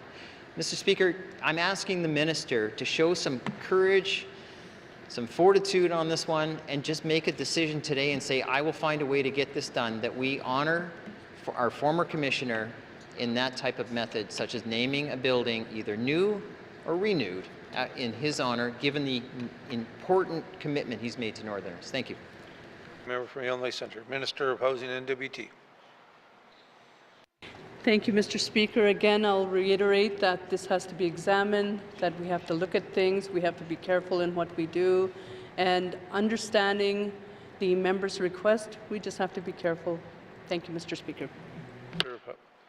Housing NWT. Member from Yonley Centre. Mr. Speaker, I don't want to chew up too much more time, but it just seems like, well, we're going to examine this. I mean, we could be in the 22nd Assembly from the sounds of the way that the government's moving so quickly on this. Mr. Speaker, would the minister be willing to commit to bring back a decision and direction before the end of this current sitting, showing that we're talking about this idea and be willing to make a decision? That would be grateful to me and an immense amount of Northerners who would appreciate this gesture. Thank you. From Yonley Centre, Minister of Housing NWT. Mr. Speaker, the minister is willing to commit that we'll come back at the end of the Assembly with a response for the member. Thank you, Mr. Speaker. Member, oral questions. Member from Yonley Centre. Mr. Speaker, the Assembly, if I said Assembly, I want to make sure I was clear. I meant the sitting, just so we're on the record.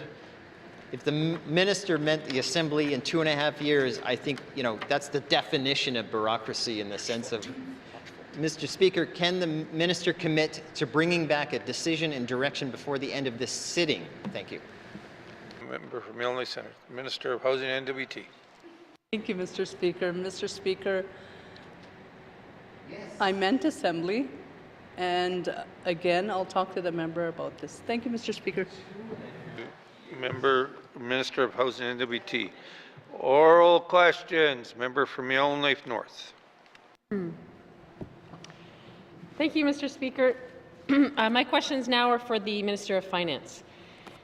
So the 2023 GNWT Employee Engagement and Satisfaction Survey identified a number of sources of major dissatisfaction in GNWT workplaces, and in particular places where dissatisfaction has been growing.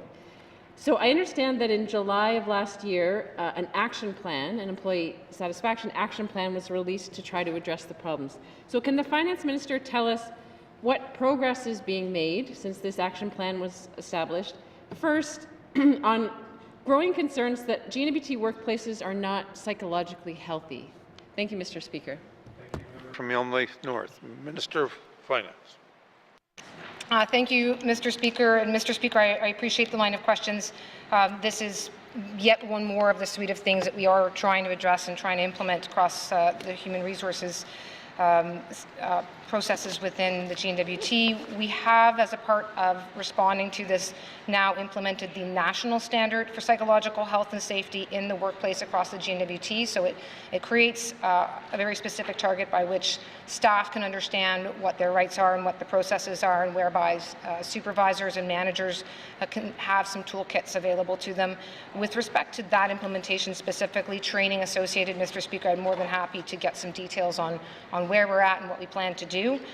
There is much more happening, and really one of the kind of critical things as that to actually get a more of an action plan on all of these items. Mr. Speaker, we have a committee formed from with across the public service, and they are in fact meeting. I believe they were scheduled to meet this month. And in order to start to roll this out in a more concerted fashion. Every department has been asked to come up with their own individualized approach with some specific actions, and again, I'd be more than happy to see, to provide each of those to the member. Thank you. Minister of Finance. Member from Yellowknife North. Thank you, Mr. Speaker. Another part of the survey that came out, what is the GNWT doing about the widespread concern that information does not flow effectively between senior leadership and staff? Thank you, Mr. Speaker. Thank you. Member from Yellowknife North, Minister of Finance. Thank you, Mr. Speaker. Mr. Speaker, this is a particular one that I read several of the individual EESSs for individual departments as well as for the GNWT as a whole. And there's often an interesting correlation between when information is not flowing and then what that can do to the overall morale in an individual place. So this is one of some particular interest to me. And again, on this one, Mr. Speaker, this is where each department, because there are often different processes and different types of hierarchies within them, are expected to have those individualized plans. Again, I have certainly seen some of them, but as for the individual implementation of each, I don't have that in front of me. I'm more than happy to get it and to put it forward, and frankly, this might be something that, given the magnitude and size, warrants a full briefing, but also I'll put it to the House here so that it can be tabled. Mr. Speaker, it's important that employees see that there's action being taken on this. Thank you. Minister of Finance. Oral questions, member from Yellowknife North. Thank you, Mr. Speaker. And so building on that, many staff reported in the survey that they feel they don't have appropriate access to data and information in order to do their jobs effectively. So what is this government doing to ensure that confidentiality and secrecy is not our default mode, our default operating mode, to maximize the extent that the work that our staff are doing is actually being shared and made public? Thank you, Mr. Speaker. Member from Yellowknife North, Minister of Finance. Thank you, Mr. Speaker. Mr. Speaker, there's quite a range of items under this. So as I mentioned, the sort of action committee that's formed from across departments, one of the very first tasks that they in fact have is this particular action item. It's to ensure that there are mechanisms and effective mechanisms so that employees can provide feedback and suggestions and in a way that they feel safe. Mr. Speaker, we do still have, of course, an MOU that exists for safe disclosure that is frankly underutilized, and so happy to have this opportunity to remind folks that that is there for staff to use should they feel it appropriate or necessary or uncertain. Then they can certainly look at that. Mr. Speaker, there's also efforts across government of just doing a better job of communicating some of the work that departments are doing and that our staff are doing, not the least of which would be an example of yesterday or in a sessional statement of today. And of course, Open NWT continues to work towards having more information made available about what's happening within government. So again, quite a number of items, Mr. Speaker. If there's more to add at this point, I suspect a follow-up is likely to be tabled on this particular answer, and we'll add to it in this regard as well. Thank you. Minister of Finance. Final supplementary, member from Yellowknife North. Thank you, Mr. Speaker. So finally, there was a large decrease in satisfaction, particularly amongst employees of our divisional educational councils. And I've certainly heard myself from the NWT Teachers Association about growing struggles to attract and retain teachers. So how is finance working with ECE to address these concerns from Educational Council employees? Thank you, Mr. Speaker. Member from Yellowknife North, Minister of Finance. Thank you, Mr. Speaker. And Mr. Speaker, there's obviously staff across the departments that are involved in this work, but quite specifically, there actually are individuals from the education councils who are involved, as I said, on this committee that's supposed to start moving some of these actions forward and is supposed to be monitoring the success of them. The education councils are somewhat separate, certainly, from what may be happening in ECE, and so it was important to have them included and involved.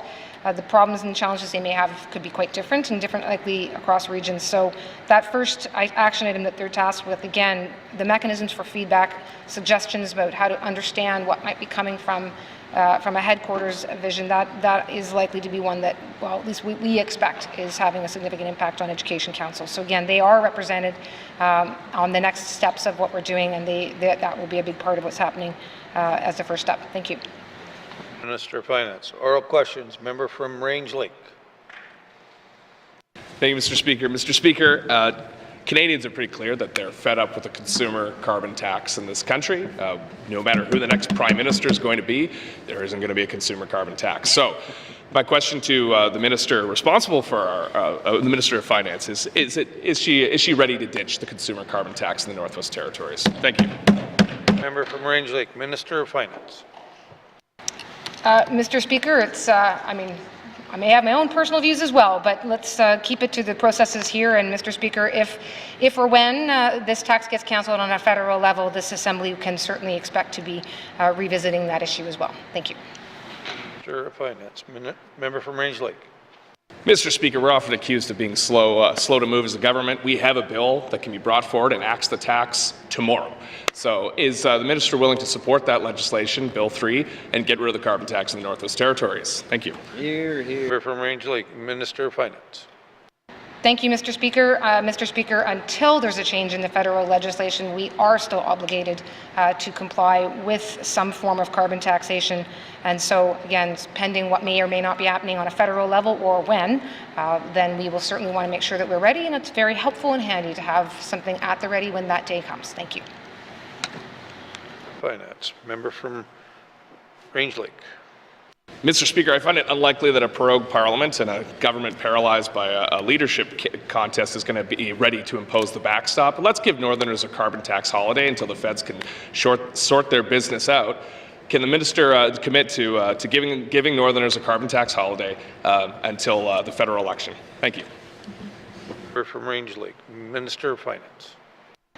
Thank you, Mr. Speaker. Mr. Speaker, if I'm not mistaken, this particular bill actually might be with committee, and so not really for me to comment further on here.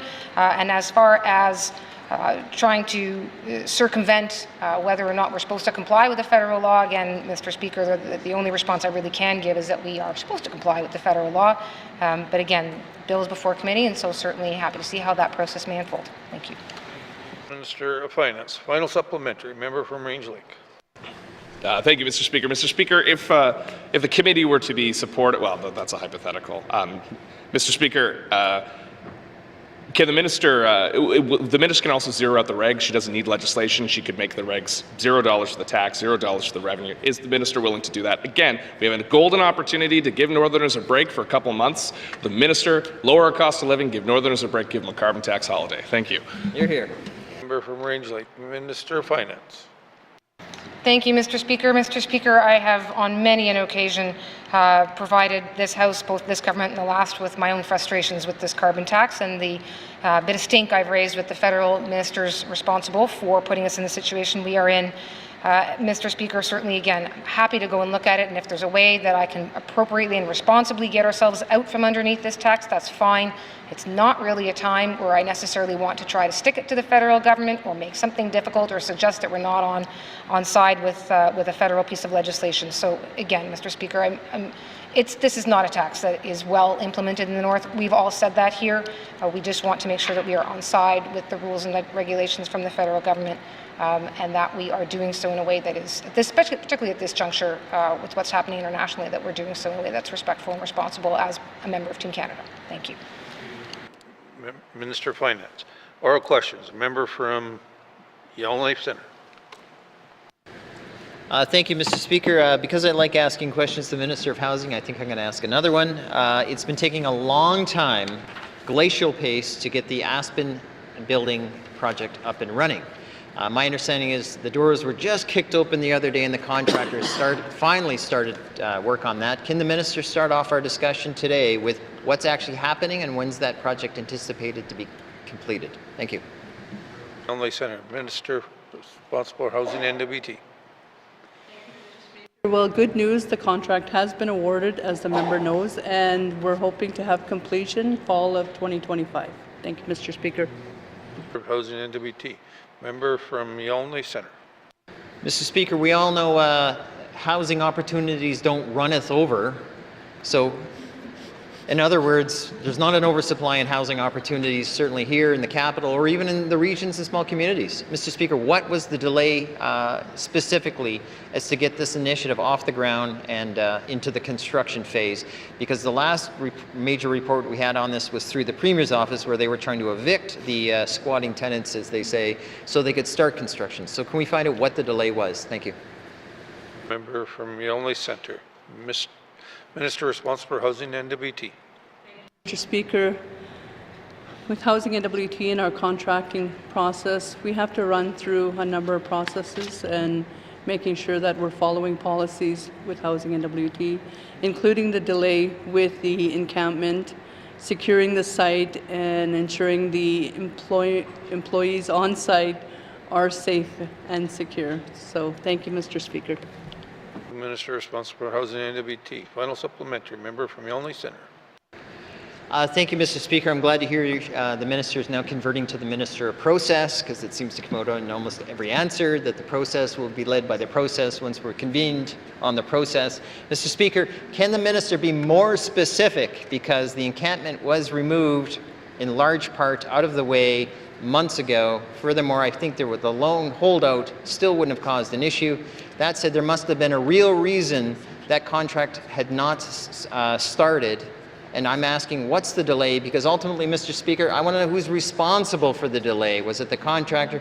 Was it the GNWT? And will we be taking responsibility? I think the Premier's waving at you, Mr. Speaker. Thank you. Thank you. Member from Yellowknife Centre. Minister responsible for Housing and NWT. Thank you, Mr. Speaker. I'm a little distracted here as well, but yeah, there's processes. If I'm the Minister of Processes, that's fine, but again, we have to follow process. We are government, we're a public government, so again, Aspen Apartments, it's gone through a number of things.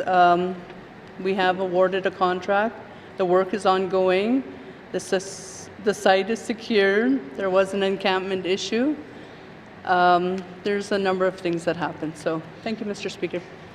Thank you, Minister responsible for Housing and NWT. Colleagues, our time is up for oral questions.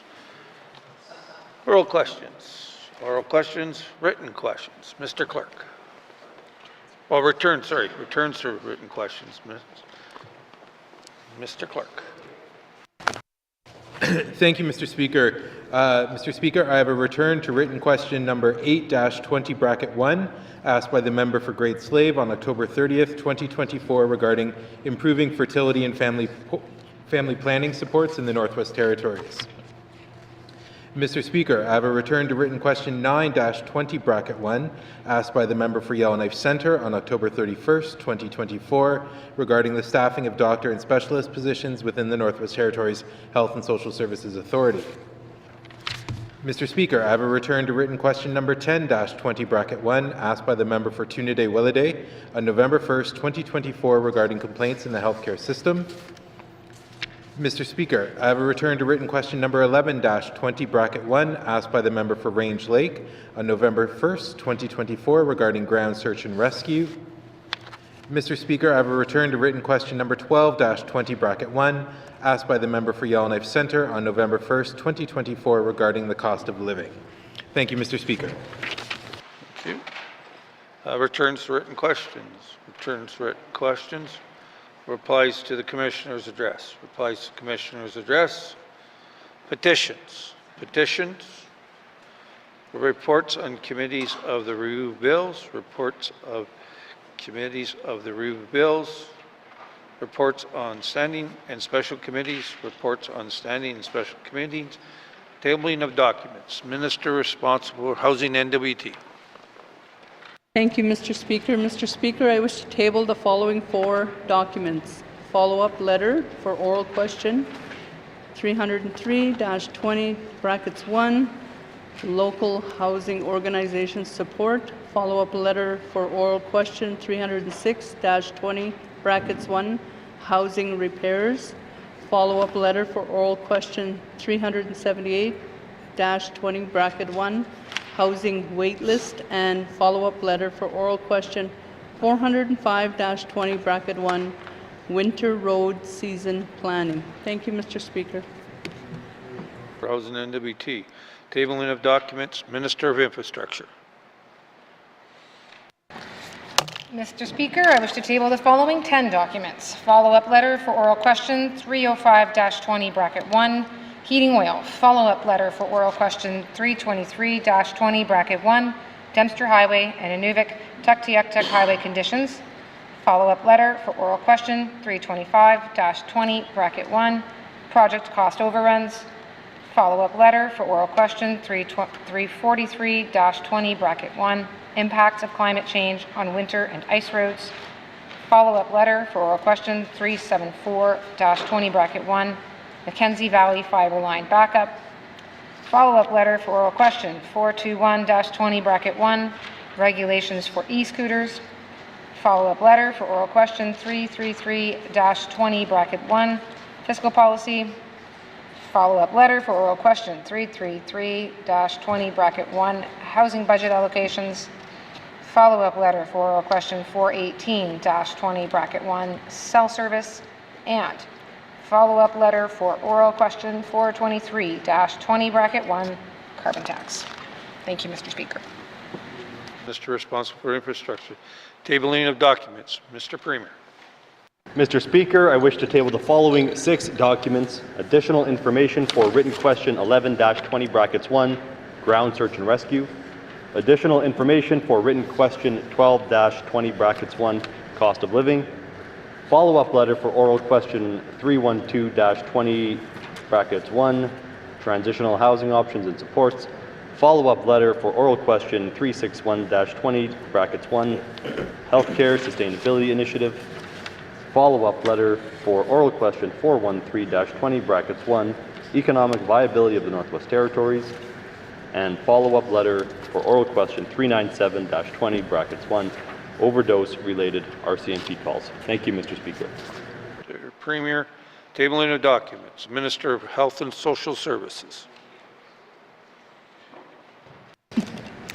Mr. Speaker, I wish to table the following 14 documents. Additional information for written question 9-20 brackets 1, physician vacancy rates. Follow-up letter for oral question 328-20 brackets 1, speech language pathologist positions. Follow-up letter for oral questions 340-20 brackets 1, supported living review and recommendations. Follow-up letter for oral questions 342-20 brackets 1, primary care reform. Follow-up letter for oral questions 347-20 brackets 1, physician workforce plan. Follow-up letter for oral questions 348 brackets 1, healthcare services. Follow-up letter for oral questions 358-20, brackets 1, primary care physicians. Follow-up letter, oral questions 364-20, brackets 1, Toledo Health Center project. Follow-up letter for oral question 369-20, brackets 1, Nation healthcare concerns. Follow-up letter for oral questions 375-20, brackets 1, updates to diagnostic imaging medical communication system. Follow-up letter for oral questions 376-20, brackets 1, online physician booking service. Follow-up letter for oral questions 382-20, brackets 1, approval of non-medical escorts. Follow-up letter for oral questions 399-20, brackets 1, diagnostic rates for autism. And follow-up letter for oral questions 419-20, brackets 1, Northwest Territories Health and Social Services Authority operational concerns. Thank you, Mr. Speaker. Minister of Health and Social Services. Table any documents. Member from the Sawtooth. Thank you, Mr. Speaker. Mr. Speaker, I wish to table a package of documents dated, compiled by the town of Norman Wells regarding the town's declaration of a local state of emergency for humanitarian reasons. Merci, Mr. Speaker. Thank you. Member from the Sawtooth. Tabling the documents. Colleagues, pursuant to Section 106.4 of the Legislative Assembly and Executive Council Act, I wish to table a report of the Northwest Territories Integrity Commissioner on the complaint by Daniel Richards, Denizli Nakako, about staffing appeals from hiring decisions by the Northwest Territories Power Corporation. As well, pursuant to Section 106(4) of the Legislative Assembly and Executive Council Act, I wish to table the report on the Northwest Territories Integrity Commissioner dismissing the complaint by Denizli Nakako about Minister Wozniak's husband owning shares in the Canadian Utilities Limited. Tabling the documents. Tabling the documents. Notice of motion. Notices of motion. Motions. Motions. Notice of motions for first reading of bills. Minister of Municipal and Community Affairs. Mr. Speaker, I give notice that on Friday, February 7, 2025, I will present Bill 17, Municipal and Community Affairs Statutes Amendment Act, to be read for the first time. Thank you, Mr. Speaker. Thank you, Minister of Municipal and Community Affairs. Notice of motion for first reading of bills.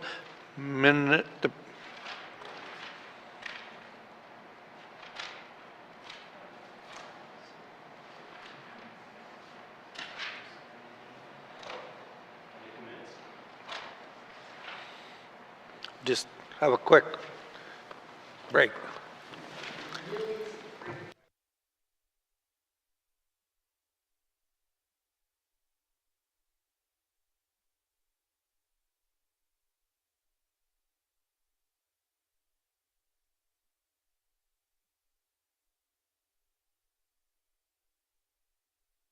First reading of bills, Minister of Justice. Thank you, Mr. Speaker. I give notice that on Friday, February 7th, 2025, I will present Bill 18, an act to amend the Partnership and Business Names Act, to be read for the first time. Thank you, Mr. Speaker. To Minister of Justice.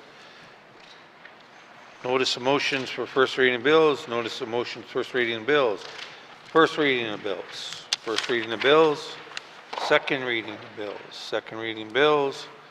Consideration in committee of the whole of bills and other matters.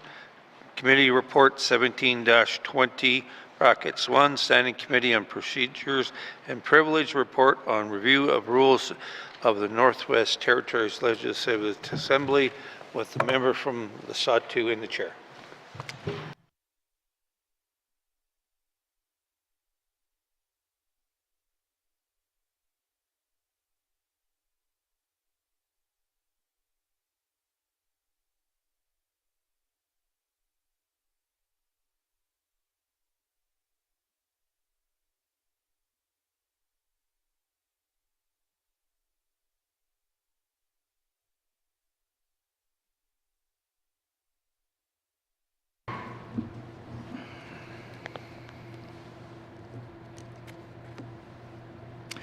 I now call Committee of the Whole to order.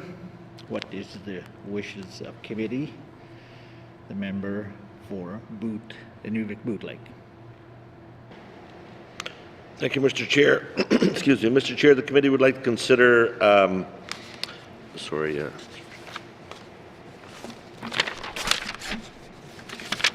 right here, sorry, committee, apologies. Committee would like to consider Committee Report 17-20 brackets 1, Standing Committee on Procedure and Privileges Report on Review of the Rules of the Northwest Territories Legislative Assembly. Thank you, Mr. Chair. Thank you, member. Does committee agree? Agreed. Thank you, committee. We will take a short recess and resume with the first item.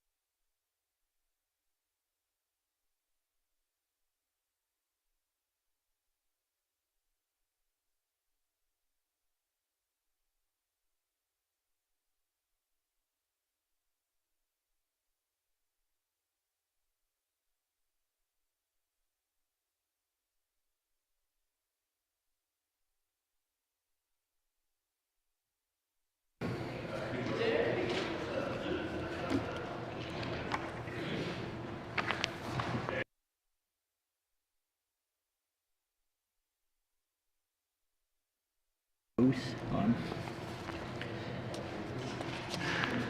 Thank you. Welcome back, members. Consideration in Committee of the Whole of Bills and Other Matters, Committee Report 17-20(1), Standing Committee on Procedure and Privileges Report on the Rules of the Northwest Territories Legislative Assembly. Committee, we have agreed to consider Committee Report 17-20(1), Standing Committee on Procedure and Privileges Report on the Rules of the Northwest Territories Legislative Assembly. I will go to the Chair of the Standing Committee on Procedure and Privileges for any opening comments.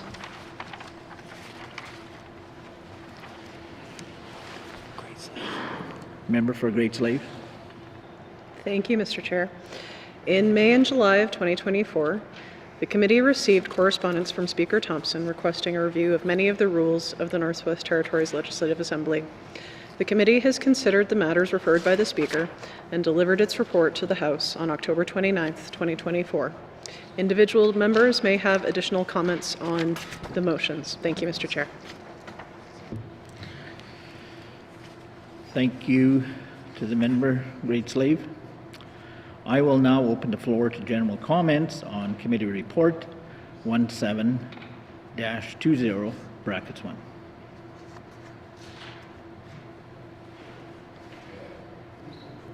Okay, seeing no further comments, member for Great Slave. Thank you, Mr. Chair. I move that this committee recommends that Chapter 4 be amended by adding the words "or reflection" after each instance of the word prayer. Thank you, Mr. Chair.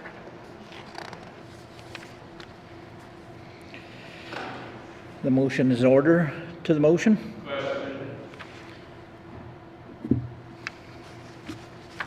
Question's been called. All those in favor? All those opposed? All those abstaining? The motion is carried.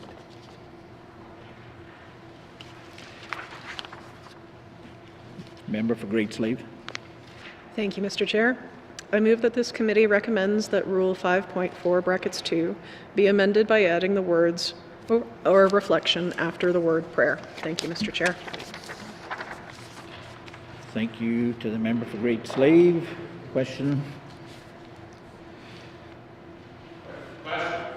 Question has been called. All those in favor? Yay. All those opposed? All those abstaining? The motion is carried. To the member Great Slave. Thank you, Mr. Chair. I move that this committee recommends that Rule 5.8(2) be amended by deleting the words 1 hour and inserting the words 24 hours. Thank you, Mr. Chair. Thank you. The member Great Slave. Motion is in order. Question has been called. All those in favor? All those opposed? All those abstaining? The motion is carried. Back to the member Great Slave. Thank you, Mr. Chair. I move that this committee recommends that the clerk be granted authority to produce consolidations of the rules to correct spelling, grammatical, and punctuation errors alongside non-controversial changes within the rules, without requiring those changes to be made by way of motion in the House. Thank you, Mr. Chair. Motion's in order. Question's been called. All those in favor? All those opposed? All those abstaining? The motion is carried. Back to the member of Great Slave. Thank you, Mr. Chair. I move that this committee recommends that Rule 5.2(2) be amended by inserting the words "or the final sitting day prior to the dissolution of a legislative assembly" after the word "prorogation." Thank you, Mr. Chair. Thank you, member Great Slave. Motion is in order. All in favor? All opposed? Any abstentions? The motion is carried. Back to the member Great Slave. Thank you, Mr. Chair. I move that this committee recommends that the following rule be added to Chapter 4. 4.1, brackets 5. The daily orders of business in the Assembly on Thursdays shall be 1. Prayer. 2. Minister statements. 3. Member statements. 4. Motions. 5. Returns to oral questions. 6. Recognition of visitors in the gallery. 7. Acknowledgements. 8. Oral questions. 9. Written questions. 10. Returns to written questions. 11. Replies to the Commissioner's address. 12. Petitions. 13. Reports of committees on the review of bills. 14. Reports of standing and special committees. 15. Tabling of documents. 16. Notices of motion. 17. Notices of motion for the first reading of bills. 18. First reading of bills. 19. Second reading of bills. 20. Consideration in committee of the whole of bills and other matters. 21. Report of committee of the whole. 22. Third reading of bills. 23. Orders of the day. Thank you, Mr. Chair.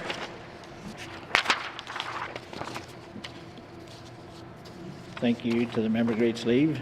Motion is in order. Questions have been called. All in favor? All opposed? Any abstentions? Back to the member Great Slave. Thank you, Mr. Chair.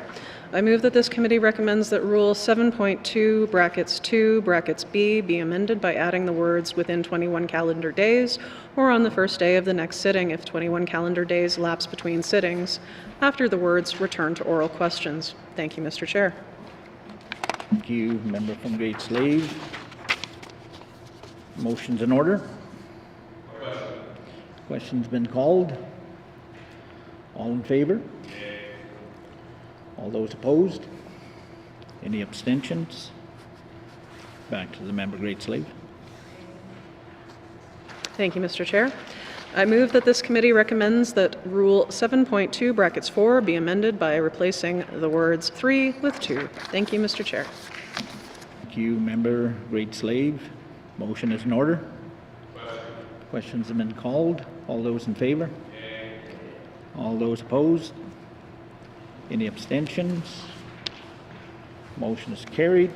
Back to the member Great Slave. Thank you, Mr. Chair. I move that this committee recommends that Rule 7.2, bracket 6 be amended by deleting the words table that information in the Assembly and replacing them with the words file that information with the clerk. Thank you, Mr. Chair. Thank you, member Great Slave. Motion's in order. Question's been called. All those in favor? All those opposed? Any abstentions? Motion is carried. Member Great Slave. Thank you, Mr. Chair. I move that this committee recommends that Rule 7.2, bracket 7 be added. Under the term oral questions, the clerk shall inform the Assembly of the follow-ups to oral questions received, deliver copies to the members who ask the questions, and have the returns printed and answered. Thank you, Mr. Chair. Thank you, member Great Slave. Motion's in order. Question's been called. All those in favor? All those opposed? Any abstentions? Motion is carried. Member Great Slave. Thank you, Mr. Chair. I move that this committee recommends that Rule 2.2, brackets 1 be deleted and be replaced with the following. 2.2, brackets 1. Unless otherwise ordered, the sitting hours of the Assembly shall be as follows. A. Mondays and Wednesdays from 1:30 p.m. to 6 p.m. B. Tuesdays and Thursdays from 1:30 p.m. to 8 p.m. C. Fridays from 10 a.m. to 2 p.m. Thank you, Mr. Chair. Thank you, member Great Slave. Motion is in order. Question's been called. All those in favor? All those opposed? Any abstentions? Motion is carried. Member Great Slave. Thank you, Mr. Chair. I move that this committee recommends that Rule 2.2, brackets 2 be amended by replacing the words at 6 p.m. on Mondays, Tuesdays, Wednesdays, and Thursdays, and at 2 p.m. on Fridays, with at the designated adjournment time of a sitting day. Thank you, Mr. Chair.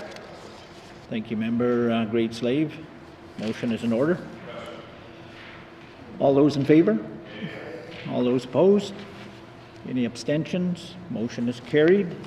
Member Great Slave. Thank you, Mr. Chair. I move that this committee recommends the following rule be added to Chapter 9. 9.1 brackets 15.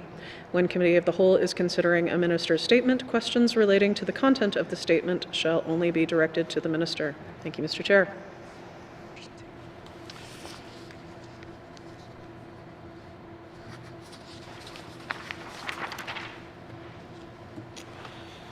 The motion is in order. To the motion. Minister Simler. Thank you, Mr. Chair. Mr. Chair, I've spent a lot of time thinking about this committee recommendation. I've reflected on my experience both as a regular member and as chair of the past chair of Committee of the Whole in the 19th Assembly.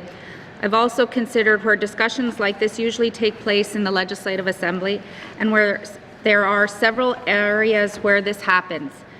Mr. Chair, question period. Members have the opportunity to ask any question they like during question period. Members may use this time during question period to question ministers about the statements they have made, as this happens in an appropriate setting for those discussions.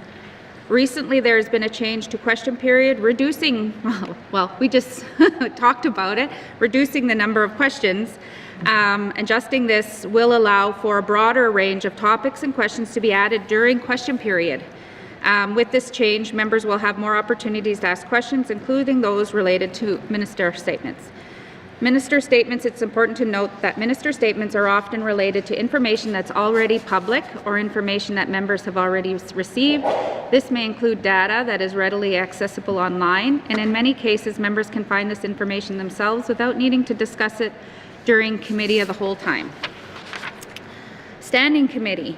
Technical briefings. Standing Committee are allowed to request technical briefings at any time. These briefings offer a more in-depth opportunity to ask detailed questions about a topic and get detailed responses from technical experts. Standing committees may also request ministerial briefings in which they can discuss the political implications of discussion or decision or a program, service, or policy issue. These briefings can be public, ensuring members have the chance to engage thoroughly and gain deeper insight into the issue, and ensuring NWT residents have the opportunity to tune in on a particular issue of interest to them. Efficiency of Committee of the Whole time. Committee of the Whole time is limited and valuable time resource. It is essential that we use this time efficiently. If we make this rule change, we might end up spending excessive time discussing government programs, services, policies, issues that could be better suited for other forums and settings. Logistical challenges for department officials. If ministers are required technical support from department officials under these new rules, we may face logistical challenge. Requests for officials to appear may be made at the last minute. Department officials are busy and already have prior commitments. Asking them to rearrange their schedules at short notice is unfair to staff and can disrupt their work. Requests for guidelines and unanimous consent. If this rule change is approved, I propose that we work with rules and procedures, or the new name of the committee, that's the last 19th Assembly Committee name, to put clear guidelines in place. These guidelines would set a parameter of how these discussions can occur during Committee of the Whole, ensuring that we respect the time of members, ministers, and staff. I would also request that an unanimous consent be considered by this committee as a requirement that we are to refer a minister statement into Committee of the Whole. This would ensure that all members are on board and that the process is handled fairly. I also believe that, if we were to do this, could be an opportunity, but it would be something that we would be prepared to be able to, further have technical information on if we were going to bring it into Committee of the Whole. So those are just my questions and my to put those forwards. I will be not in favor of this this change. Thank you, Mr. Chair. Thank you, Minister. Similar to the motion.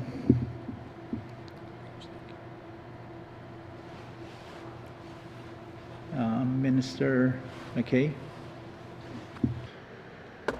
Thank you, Mr. Chair. I will be voting no against these two recommendations, so I thought it was important that I say a few words, as I am a member of this committee, and I felt it was only fair for me to explain myself. As a member and a new member to the Legislative Assembly, we go sometimes into these meetings and there's a lot of information, a lot of dialogue going on with all this stuff, and sometimes you don't realize the outcome of these recommendations until you've talked to experienced members, past members, and realizing the outcome of a recommendation like this.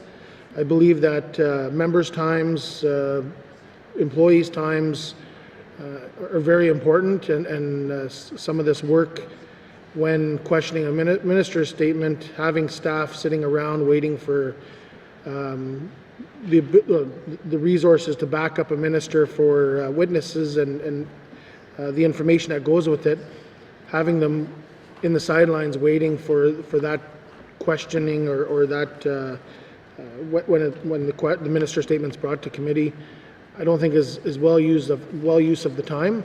So I do respect the process and I do understand this, but as a new member, as a new elected MLA, and understanding what the outcome would be now, I have a difference of opinion on the recommendation. So that's my explanation, and I just thought it would be fair to explain that to the members as a new member for voting against these two recommendations. Thank you.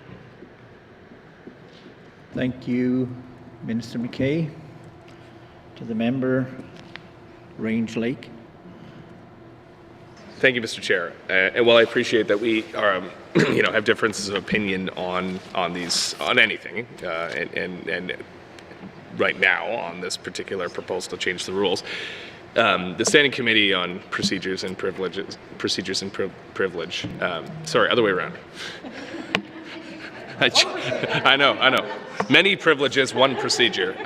But carefully considered this referral, and the impetus behind it is there's a rule currently. It is 5.3 brackets 3.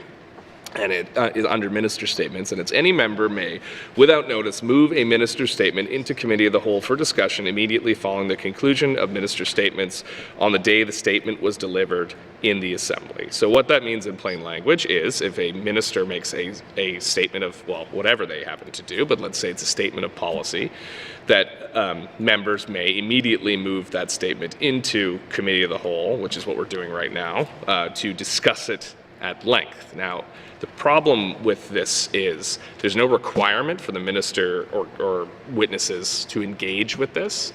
And in practice, what has happened is the statement will come down to committee of the whole. Members want to have a robust discussion around its contents, and it would be one side of the House talking to itself, essentially. And the intention of this rule is to allow scrutiny around statements of public policy that are coming forward. It's an ancient rule, and there's, as the minister pointed out, my honourable colleagues across the way, as they pointed out, there are other ways we get at that now through standing committee hearings and things like that. That being said, the idea that this will be a kind of de facto thing, that as soon as a member says, hey, I want the minister statement moved into committee of the whole, that it automatically comes here, that witnesses have to be called, that it grinds government to a halt and wastes all the staff time. I think those are overblown because, quite frankly, if members started to abuse this rule, there's a vote. This thing's not automatic. So, if cabinet feels or any members of the House feels that this rule's being abused and it's a waste of or an unnecessary use of House time and resources, then vote against it. That's the safeguard. So we're not changing the rules in such a way that they can be abused because there's always a check on them. And, quite frankly, in committee of the whole, I could move a motion right now and call a witness to come in and sit here from the public service. If it carries, right? But we'd still have to vote on it. And cabinet could rightfully say, well, you didn't give us any time or heads up, so we're not going to, we don't think that's a good idea, and we're going to vote it down. So the problem we're trying to fix is this is kind of a vestigial, this is an appendix. It's a vestigial part of the rules that doesn't have any practical application. So the committee's effort was to give it practical application in a way that would allow for robust debate around areas of public policy.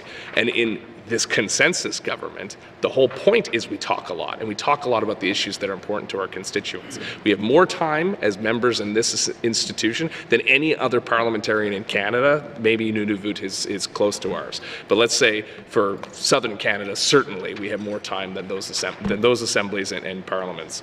So that's the point here, is we're here to talk about the issues. We're here to debate the issues. We're not here to just do government business. You know, there's two sides of this house, and at the end of the day, it's the people we serve. And our constituents want to see us have these debates. They want to see us raise issues on their behalf. They don't want us to just go through, call votes line by line on estimates documents. That's something we're going to do anyway. So I don't see I don't understand the concern, because again, there's a safeguard built in here, which is the up or down vote. And if this is ever used as a procedural tactic to filibuster or delay progress in this assembly, there's a safeguard already built into it.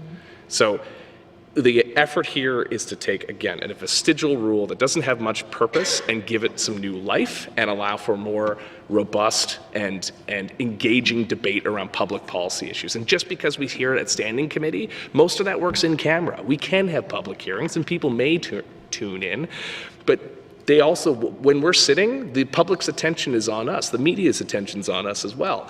And sometimes there is a statement of public policy that people want to talk about. And I think that we should leave that option available to the members to decide how to use it, rather than keeping it on the books as it is. And I might add, even if we don't make this rule change today, there's nothing stopping members from doing this. And if we need to work, if members have the desire for witnesses to be brought in, we can make those motions as well. I just think this would be a better way to do it, where it follows fidelity with our process for reviewing estimates and bills, rather than having it right now where we have ministers who make these statements say basically, you guys can talk about it, I'm just going to sit back, maybe I'll chime in. That's not the intention here. So I really think that we're raising alarms over nothing, because again, if there's not a desire to use the rule, then it can be voted down. But the way it stands right now, we should get rid of it or make it useful. And the committee's goal, the committee decided to try to make it more useful. And I do support that direction. You know, I know that my honourable friend across the way from Hay River South was on that committee as well, and he's heard these submissions as well. So I appreciate what he's saying today, but I do fundamentally disagree. I think we should always err on the side of more debate in this chamber, not less, and we should not be giving way to the voices of our constituents for the business of, or for the machinery of government. The people should come first, not the process. Thank you, Mr. Chair. Thank you to the member Range Lake. To the motion, recognizing the member from Yellowknife Centre. Thank you, Mr. Chairman. I guess fundamentally the MLA for Range Lake has spoken quite well with respect to the issue. I mean, often we worry about convenience in the sense of, well, we could just move it along without proper to's and fro's of good, valuable discussion. And I think really the public's being denied this opportunity by this simple change. As you mentioned, we could do it through other forces by forcing it through an actual vote, or we can make it part of the normal business, given the fact that even if we don't do it, it's still there. I honestly see that currently now it's set up as a one-sided dialogue, and I think the public is truly being ultimately denied that dynamic conversation that's important. I won't go at length, or you won't repeat what he said about the nature of our politics, but just having this discussion, even for the consideration of it, is very important. We always have other opportunities, and if Cabinet still feels it's being threatened in the sense of time or et cetera, in the process-wise, they could always write to the Speaker and just say, we feel the spirit and the intent of what this has been, has never lived up to why the members asked for it or why committee supported this, and we could clearly change it back. Because that whole idea, from my view, is making these dynamic conversations. I mean, it's frustrating hearing that people only say one thing, say something once, and then they don't hear an answer later, and then they don't know why. You know, people get mad at us saying, well, why didn't they answer that question? Well, they already spoke. Oh, well, that doesn't make any sense. The last thing, and this one's going to be a little bit, what's the word, prickly. I think that statement about wasting resources was about the most rich insult this side of the House has heard. And it's not directed at the member, because we heard the other person say it yesterday. I mean, yesterday alone, in the gallery, or sorry, in the Great Hall, we had the Premier flanked by 6 ministers or 5 ministers, and frankly, the frustration is money's being spent in different types of processes, and we have no way of, you're saying this is a waste of money having a witness available? The fact that tomorrow when the budget speech is, we're going to see loads of deputy ministers, hundreds of thousands of dollars of brain trust sitting there just listening to the finance minister's speech. And all we're asking for is better witness engagement for a conversation. So I don't think the fairness of the dialogue is that we're intending to waste money. No one's criticizing you're wasting money. We're just trying to make these dynamic, fruitful conversations that we can share improperly so the public can see the value of them. And I'm sorry that may be sensitive, but having deputy ministers sit in the gallery for an hour, stand around for an hour, and all we're asking for is potentially 1 or 2 witnesses, even if we call upon them, is a bargain considering the value of the money that's being spent. So, Mr. Chairman, I don't think that that's a fair statement by saying it's a waste of resources in any way. I mean, at that point, we might as well just only do minister statements, and even those, I don't even know if we need to do them a year. We could shut down the whole process probably, if it was all about the money. But it's not. It should be about the dialogue and narrative of how we get there. So, Mr. Chairman, that's I think it's a missed opportunity for those who want this to be shut out. And it's those who decide that they don't like the process, which can extend question period, don't like this, don't like it. This is us trying to engage people in the process. So there you go. Thank you, Mr. Chairman. Thank you to the member, Yellowknife Centre. I want to remind to the motion that was mentioned, members please stay focused on the motion at hand. Moving on to the motion, the member from Frame Lake. Thank you, Mr. Chair. I certainly don't have a nearly as passionate opinion on this one as my previous colleagues, but would just say that, as a member of the committee, committee had a discussion about this, made the recommendation that we did, and, I was in favor of it there, and so I'll support it here. And would just note that I think my experience of referrals of member statements to committee of the whole so far is that a bunch of them have been referred. We've yet to actually debate one. It does seem like something that is not a big issue right now.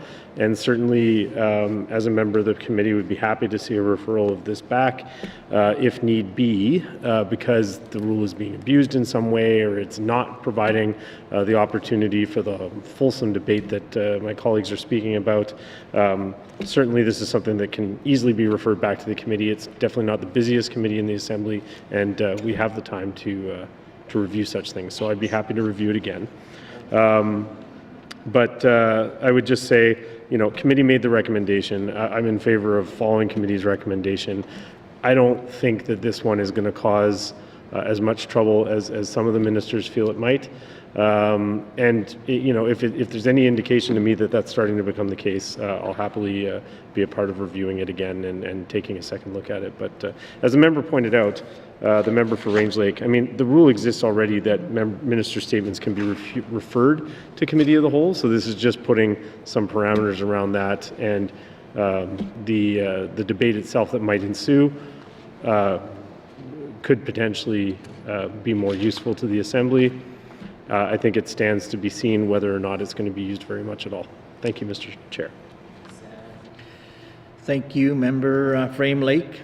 To the motion, recognizing Inuvik Bootleg. Thank you, Mr. Chair. Yeah, I was a member of this committee as well. I will be supporting the motion. Again, I'm not going to reiterate what all my colleagues have already said. I'm shocked that we're spending this much time on it, given the the other fish that we have to fry in this building. It's again, the opportunity to do it has already been there, as my colleagues have said. I support the motion, and I'm hoping that we can move forward and have a vote. And again, as a member from Frame Lake said, if it gets deferred back, we'll take it back to committee.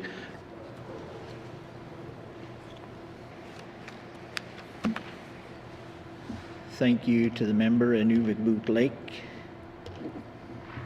To the motion, recognizing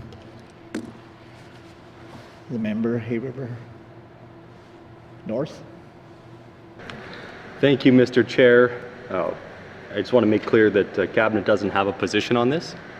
All the Cabinet ministers may vote the same way, but there is no Cabinet position. This is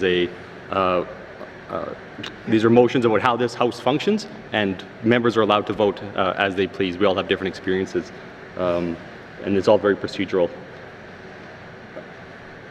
My issue with this motion is that, like one of the previous speakers, I've been a regular member, I've been a chair of Committee of the Whole, I've been a minister, and so I have some perspective on things. And my concern about resourcing, it's not so much external resources, it's our resources here, it's our time. We often spend late nights in this House, and often we're up against the wall, rushing through very important things that we actually should be discussing, that can only be discussed here in this House. Things like the budget, things like bills when we're at second and third reading. And what this is proposing here, and we don't know what's going to happen. Maybe it's never used, but we are talking about potentially adding more into Committee of the Whole when Committee of the Whole is time that can only be used for certain things. We have a number of standing committees. I think I see 5 chairs in front of me right now with 5 different standing committees. And so there's plenty of opportunities to have these discussions in public. Ministers are happy to get in front of standing committee. There's always offers to get in front of standing committee. Always happy to have public briefings on different topics. And there's no concern about us Cabinet having to answer questions in the House related to statements. That's what we do in the House. That's pretty much the whole job of being a minister in the House, is answering questions, whether it's about bills, budgets, or during question period. So I actually agree with the member for Range Lake. Let's get rid of the rule. We're trying to do something with it. Well, we can get rid of it. I think that's probably more utility than attacking this additional rule on here and basically taking something that can be done in standing committee and transplanting it back into this House. So I think that's about all the notes I have here, and I will agree with the, I'll just leave it at that. Thank you very much, Mr. Chair. Thank you, Member Hay River North. To the motion? Question's been called.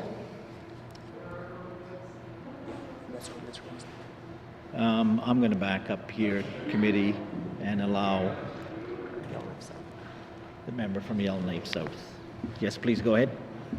Thank you, Mr. Chair. Mr. Chair, I appreciate the work of committee. I was relatively agnostic towards most of the recommendations and quite happy to just accept them and again, I'm not on the committee. It's a lot of work to go through these things. I'm glad they've done it. I appreciate the recommendations.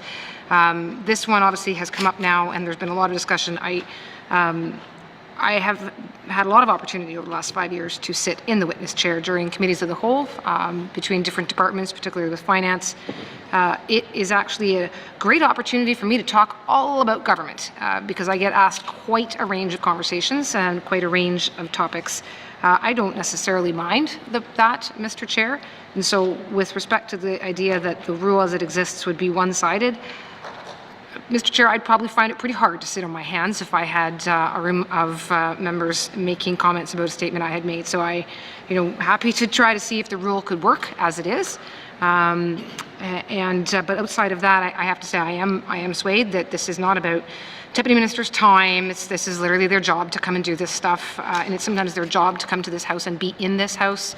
I'm not worried about that. I am sometimes though worried that we do wind up, and I've seen it happen repeatedly, that right at the end of session we are rushing through things because it's taken so long to get through the items that are in COW. Not that the things that we're talking about aren't important, but just that there's other places that we could have those conversations, not the least of which is question period, but also all the committee work that can happen throughout the entire year. And wouldn't it be a wonderful thing if the public had opportunities throughout the year through those processes to have a bit of meat on what is happening in this Assembly and in the government. And so I think I am swayed by that, and we'll be voting accordingly. Thank you, Mr. Chair. Thank you to the member. To the question or to the motion? Question's been called. All in favor?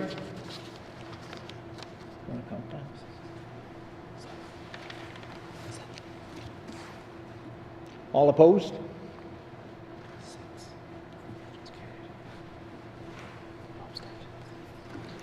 Any abstentions? The motion is carried. 7 in favor, 6 opposed. Member Great-Slave. Thank you, Mr. Chair. I move that this committee recommends that the following rule be added to Chapter 9, 9.1 brackets 16. When Committee of the Whole is considering a minister's statement, the minister may have witnesses appear to supply information as required. Thank you, Mr. Chair. Thank you, Member Great-Slave. The motion is in order. To the motion. Questions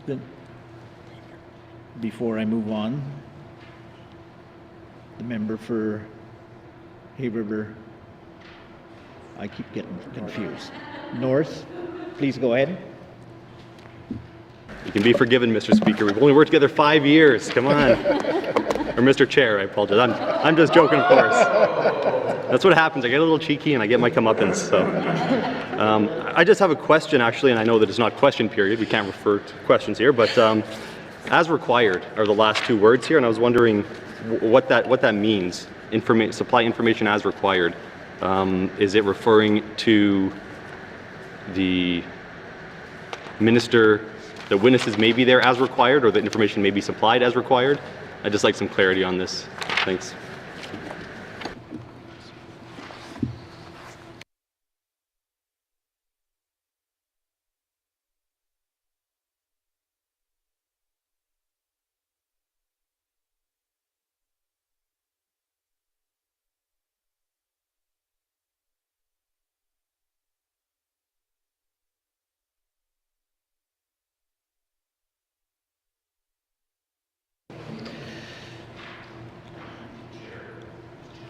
Okay, thank you. I will take that comment and provide an answer similar to the other processes we have with the committee of whole, where ministers could bring in witnesses, and witnesses are able to appear and supply information as required. Okay, I shall go back to the motion. Yeah. Okay, Member Hay River North. Thank you, Mr. Chair, for using your discretion, giving me another chance. I guess it seems redundant, and so I was wondering if there was something that I was missing, but maybe the chair wants to address that in closing comments on this item, but thank you. Thank you, Member Hay River North. Member Great-Slave to the motion.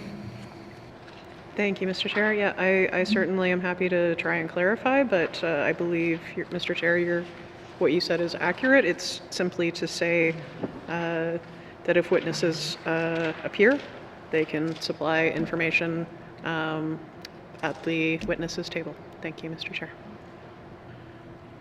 Thank you to the Member Great-Slave to the motion. Question's been called. All in favor? Any opposed?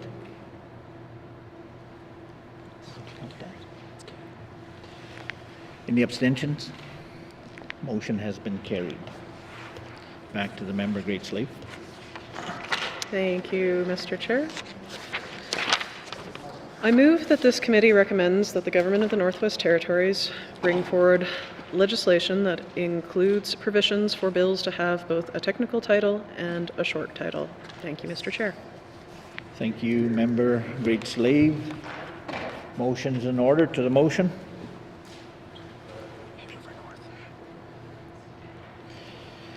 The Member Hay River North. Thank you, Mr. Chair. And Cabinet does have a position on this one because this is a recommendation for government. And so when there's a recommendation for government, we do abstain. We want to ensure that we can actually look into these issues before we put a vote to it. So we'll be abstaining. Thank you.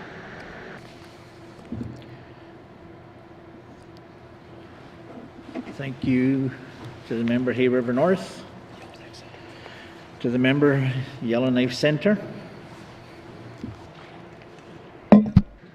Thank you, Mr. Chairman. Mr. Chairman, respectfully to premiers, I hear what he's saying clearly about a recommendation of the government, but I would also semi-disagree in saying this is the rule of the Assembly that all bills come with a name. So it's more of Assembly process, even though, yes, you are the stewards of the normal bills and normal process, and if we pass, well, at the rate this Assembly is going, what, half a dozen bills in 4 years? I don't know, or less. The principle being is, it's true, 99% will come from the government, but I don't view this as a government direction. I see this as an administrative direction to the Assembly that all bills come forward in that manner. So I'm only disagreeing in the sense that I think it's a broader view. You know, I don't hesitate to disagree if I feel necessary or don't feel necessary, one or the other. But the truth be told is I don't view it that way. I see strictly as a procedure matter. So I would encourage a free vote from Cabinet, unshackle the bonds. That's all. To the member, Yellowknife Centre. To the motion. Question's been called. All in favour? All opposed? All abstained? Okay. Okay, motion's been carried. Member Great Slave. Thank you, Mr. Chair, and thank you, committee, for your patience. This is the last one. I move that this committee recommends that Rule 4.3 brackets 1 be amended by replacing the words member or the clerk with person. Thank you, Mr. Chair. Thank you, Member Great Slave. To the motion, or the motion's in order. To the motion. Question's been called. All in favour? All opposed? Any abstentions? Motion's carried. Thank you, committee. Do you agree that you have concluded consideration of committee report 17-20 brackets 1 Standing Committee on Procedure and Privileges report on the review the rules of the Northwest Territories Legislative Assembly?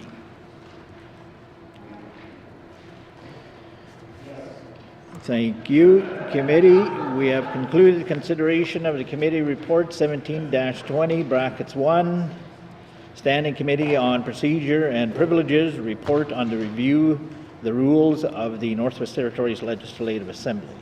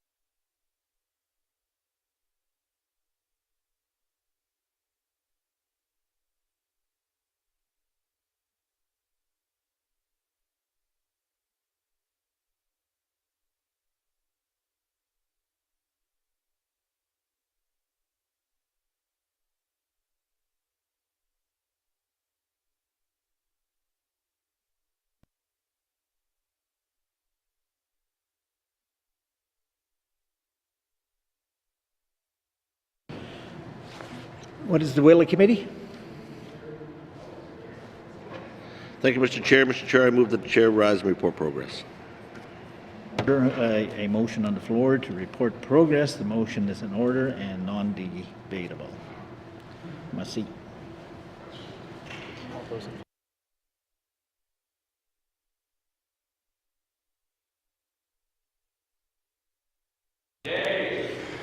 Okay.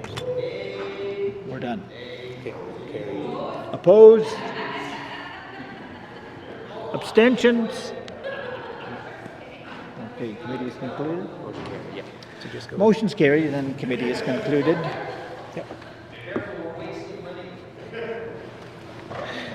I will now rise and report progress. Massey.